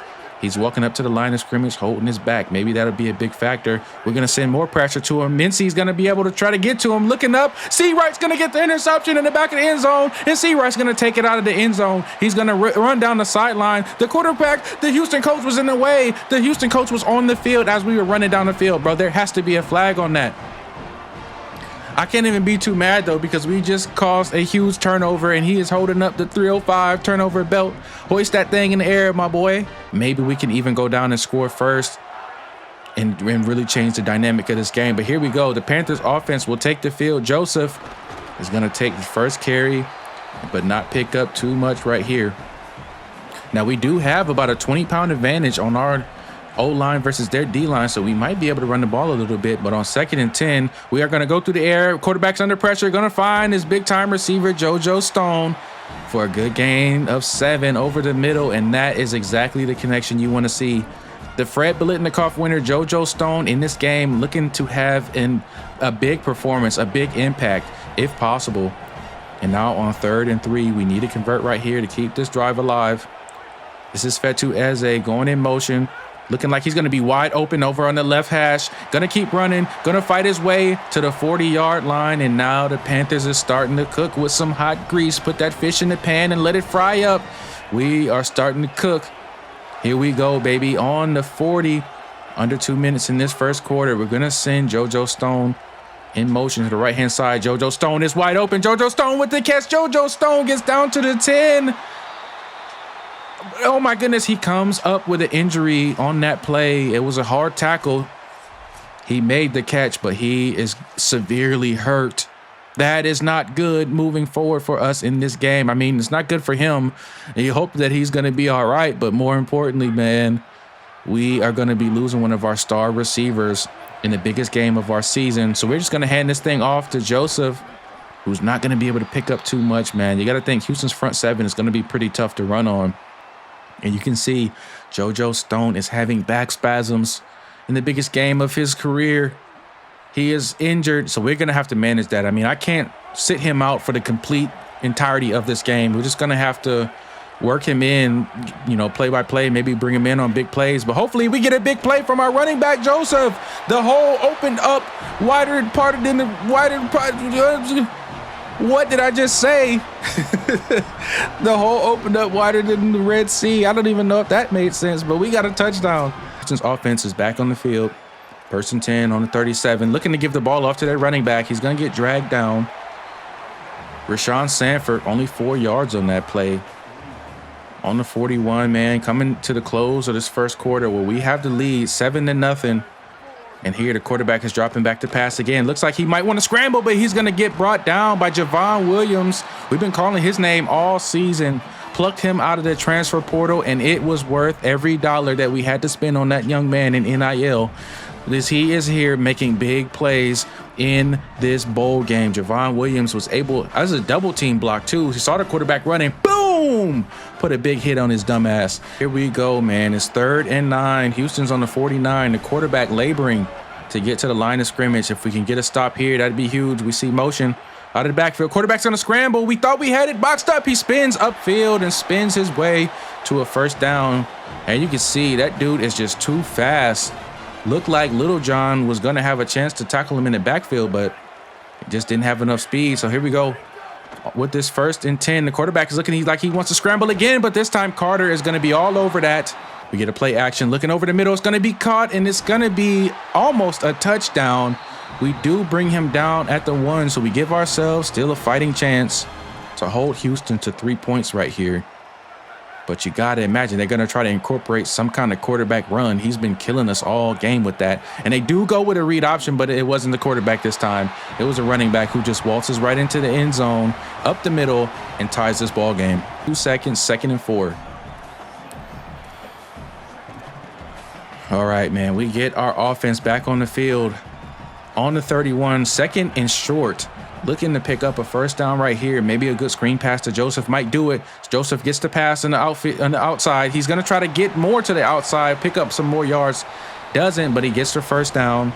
And that right there is putting J.J. Cole at 4 for 4 through the passing game, man. Looking really good. And him getting in a good rhythm early is exactly what we wanted.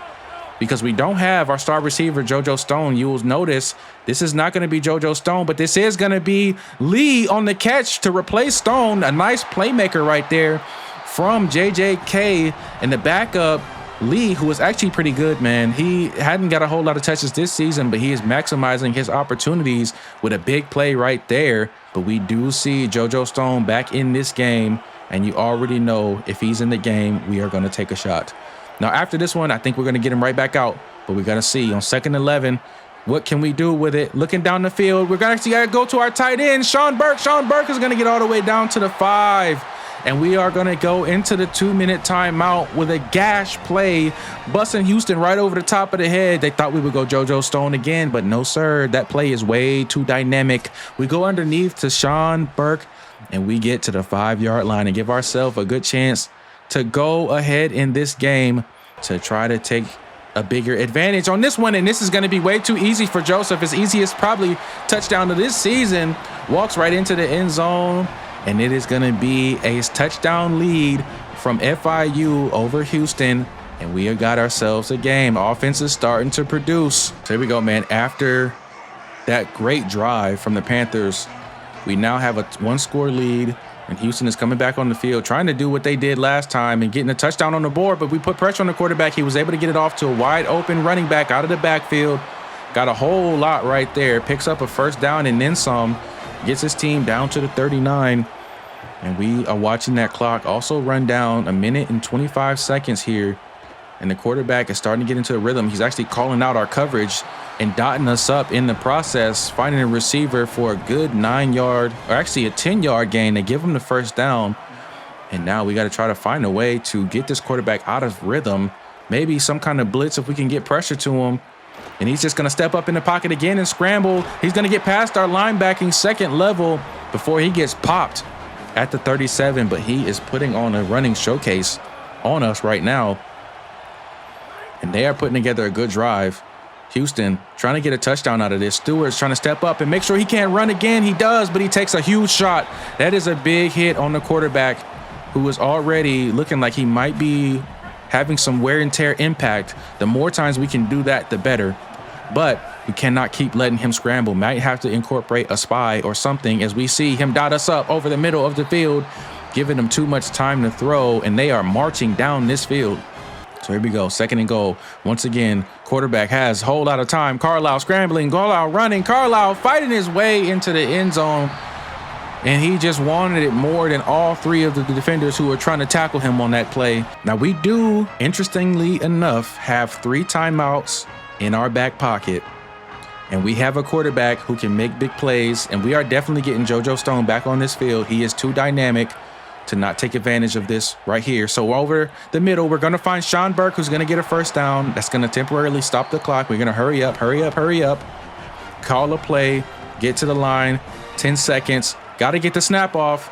Dropping back to pass. JJ Cole looking over the oh my gosh, over the left-hand side. It's going to be Gammon. Gammon's off to the races. How did he catch that? I have no idea, but we get all the way down to scoring territory with only 3 seconds left. And that right there is why you recruit these type of big-time players, man. A true freshman, Braydon Gammon, coming up with one of the biggest catches of his career, giving us a chance to line up a field goal right here off the 28 left hash. Kick is up, kick is going in, and it is good. And with 17 seconds, we quickly drive down the field and score. I mean, I cannot believe Gammon just caught that football, but we have the lead over Houston in the Independence Bowl. Here we go, man. We knew we would start the second half off with the football, and we have taken advantage of it as we get all the way down to the 17 with a 3-point lead, looking to extend that to at least 10 as we see Joseph wiggling his way for 1 yard. So here we go. This is the money down. We've been so good in these situations all season. JoJo Stone is in this game. Got to be careful with him, though. He could get hurt again if he takes a big hit. Cole dropping back to pass. He's going to find Eze wide open up the middle. Maybe he can get in. He's able to get the first down, but stopped just short of the touchdown. But what a freaking play call right there from Coach Melvin Speed. I mean, the play art, the play design has been phenomenal all season, and it's been unstoppable. And that's why we're 12-1, and that's why we're knocking on the door in this bowl game, looking to take another big lead against Houston. We got to get rid of this football. We take a huge sack. JJ Cole takes a big hit. Lee is back in the game for JoJo Stone. Had to get him out of there real quick, but we are going to go with it. Oh my God, we go with a comeback to Eze, who just didn't even play for the ball. The comeback route was wide open. It was there. It looked like it was timed up perfectly. So just as excited as we were to potentially get a score in that game, Houston is now excited because they are putting together a really good drive on us and trying to go down and score before the end of this third quarter and give themselves a lead going into the fourth. We got to find a way to stop this quarterback. But that is going to take us into the fourth quarter of a bowl game that we have a 3-point lead in, but Houston is knocking on the door. They're not going to make it easy for us. We felt like we've dominated most of this game, but we need to step up right here. We need the defense to figure out this quarterback. We cannot have him running around on us and causing havoc. As we get a flag right here, it's going to be a false start, so you can tell Houston's nervous. They thought we might be a rollover Conference USA team, but it wasn't as sweet as they were thinking, and they are showing signs of undisciplined behavior and looking like they might fall apart in this fourth quarter. That's what I'm hoping for anyway. But here we go. They're going to go with a counter handoff to the running back who's fighting his way down to the 2-yard line. And it's going to make it 3rd and goal. We got to send the house right here. I'm not even, if they throw the ball, I'm not even worried. I think we send everything. Mouthpiece, bootstraps, cleats, everything. We need to stop. We get the stop on the 2-yard line, and they're going to be forced to settle for a field goal to try to tie this game up. What a massive stand right there from our defense. Here we go, trying to tie this game up. 17-17, we're going to jump off sides. The kick is up, and the kick is good. JJ Cole, the senior quarterback, the leader of this team, captain. Can he pull one final drive out the bag and lead his team down the field as we get a loss of 1 right there, trying to just balance it out and run the ball with Sterling Joseph. But we're going to need a whole lot more than that. We're going to need better than that if we're going to walk out of here with a win, man. So on 2nd and 11, we need a good play right here. We don't want to have a 3rd and long situation. So we're going to go with a quick dump off to Joseph. Joseph's got a lead blocker. Joseph makes a nice cut. Made 27, touch earth. Get his bitch ass out of here. We get a 3rd and 3 on the 32, and that is why he is hoisting the Doak Walker, because he can do stuff like that. 3rd and 3. JJ Cole drops back to pass, looking over the middle, trying to find Gammon. He couldn't find him. He put the pass behind him. And now we know this is a big play. Coach Speed is letting his nuts hang right here. We have to have this 4th and 3. We're going to put Eze on a quick slant route. See if he can get open really quick. He is open. We throw it. He catches it. First down. And we have to remember, we gotta pepper JoJo Stone in this game as we can. But this right here is his replacement, who once again comes up with a huge catch. That is Lee right there with another massive catch right there for a first down, giving JoJo Stone some time to breathe on that sideline, just a little bit of time to recover, and hopefully come into this game and make a big impact, as we're looking to go right back through the air, looking to go over the middle, and we looked too much. We ran that play one time too many, and we throw a pick late in the 4th. Tie ball game. That was unfortunate. Cody Jackson read that like a book. Not what you want to see out of the defense. But I mean, we've asked so much of our defense throughout this game. Maybe they have just, I don't know, they just worn down. Is they're going to go with another run? This time we're able to stop them for a small gain of 1 right here. And now with only under 2 minutes left to go in this really good bowl game, we have got to make a play. And that was an excellent move out there on the edge from Sanford, getting his team all the way down to the 2. Now you got to think, do we just let them score quickly to save ourselves some time? They could try to run this clock down and be the last team to score, or they could try to go with some kind of fake. The quarterback gets drilled. We needed a fumble right there. How did he hang on to that? This was why college football is so intense. Everything matters. 1:20 left in this game. A touchdown would hurt us. Quarterback under pressure. Quarterback scrambling. Quarterback nowhere to go. Quarterback goes down. We take a timeout to stop the clock. They might be forced to kick a field goal. They are going to take a field goal here, and I'm going to let them. I'm not going to let Coker mess this up. Kick is up. Kick is good. Houston does take the lead, but that gives us a chance. That leaves the door open just to tie this game up. But we don't even want to bank on that, man. We want to win this game with this drive right here. Final minute in the biggest bowl game of this team's speed era. We need to have it. And this is going to be Eze over the middle. Good drag route. Coming up to a minute on the clock. We are on the 32. We are going to have to go all the way down the field with only 2 timeouts. And we cannot spend as much time as we are right now trying to get a playoff. We need to snap this ball. We get the snap. Cole under pressure. Cole gets sacked. We're going to have to take a timeout. That was the last thing that we needed. The blitz was drawn up perfectly. We just could not even get a block on them. Now 3rd and 11, 51 seconds down to our last timeout. Do we have what it takes? Is JJK that dude? He's going to get a pass to the tight end who he's been so money all season, and he drops the biggest pass of the season. We're down to our final play of this game, and we might lose because of a stupid drop pass like that. Now, JoJo Stone is back in this game. We have to have him here. JJK is calling audibles. We got to find something that's money. Looking over middle. It's going to be Stone. Stone leans over. He gets the first down. We stop the clock temporarily. We got to get our ass to this line right now. And maybe we see Houston pressing up. Do we take a shot here? Is this the time that we take a deep shot? Maybe, maybe not. We're going to look down the field. He's 6'5". Eze had 2 hands on it, but couldn't come down. We could not green that meter catch, and that is why, one of the reasons why we recruited him, because he was supposed to be making those, but he's only a freshman, and that was a lot of pressure.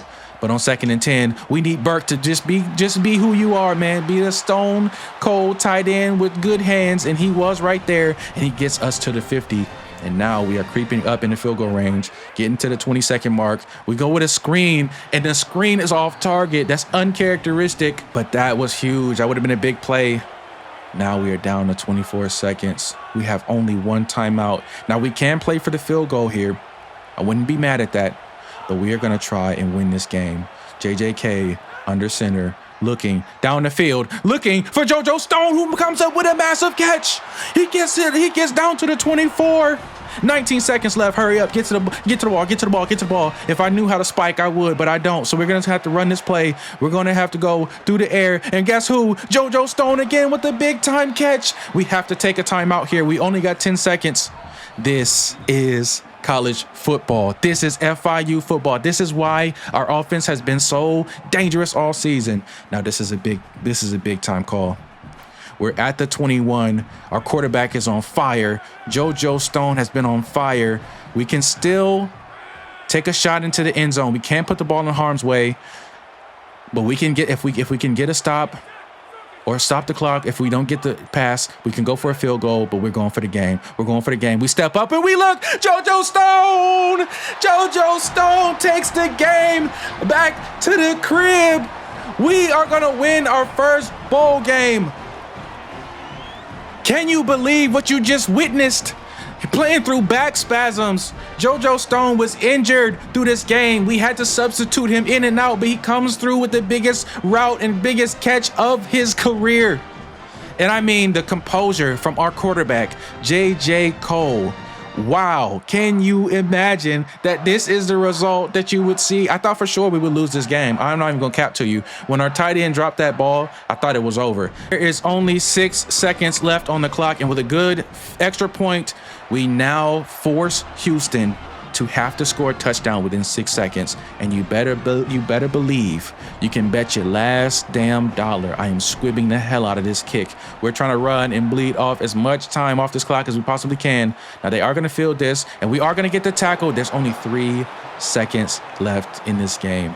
Houston cannot win with a field goal. They are going to have to go all the way down the field and score a touchdown, and I'm dropping everybody back. We're going to send a blitz. We cannot just have all day. He's going to throw it up. No time left on the clock. We're going to get the ball batted down, and we are going to walk away with our first bowl game win in a crazy comeback effort. This shit is nuts. JJK led his team down the field. An outstanding final drive. If they still did like ESPN Classics on this game, this bitch would be #1.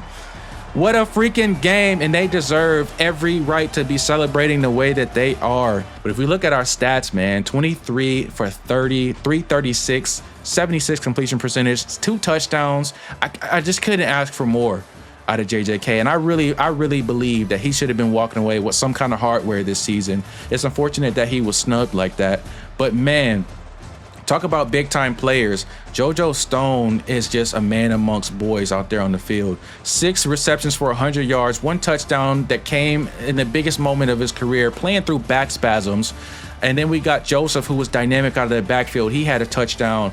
Ezzy stepped up as a freshman. Gammon stepped up as a freshman. Sean Burke, as mad as I get at that dude, he came through clutch with a couple catches. And then CC Lee, man, hats off to CC Lee, a senior who didn't get much playing time this year, but came in off the bench and did what was asked of him, made big time catches. And our defense, we held up when we needed to, and we did the damn thing. We will add the Independence Bowl to our trophy case, and it is a beautiful sight to see, man. I'm blown away by how composed the team was at the end of that game, man. That is one of the greatest games I've ever played on this game ever.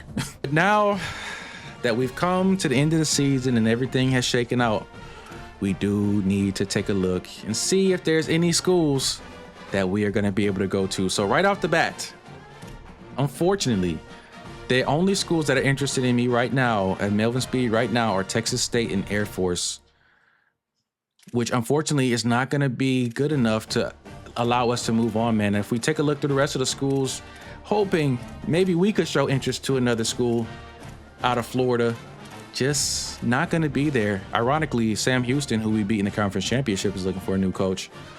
But unfortunately, we will not be moving on from FIU this season. Now, we can look at offensive coordinators, but of course, we wouldn't take that job. But it is interesting to see USF is available for offensive coordinator. Now, like I said, we can't take an offensive coordinator job. But if they were to need a head coach next season, I know somebody who would be willing to step up and take that 61 overall team to even higher heights. But for right now, man, we are going to continue our journey with FIU, and we're going to have to take them into season 3, which is going to be our last and final season with the Panthers, and see if we are able to complete this Last King Challenge. I knew it wasn't going to be easy, but that's part of it. It's been a fun journey so far, but we got a long way to go.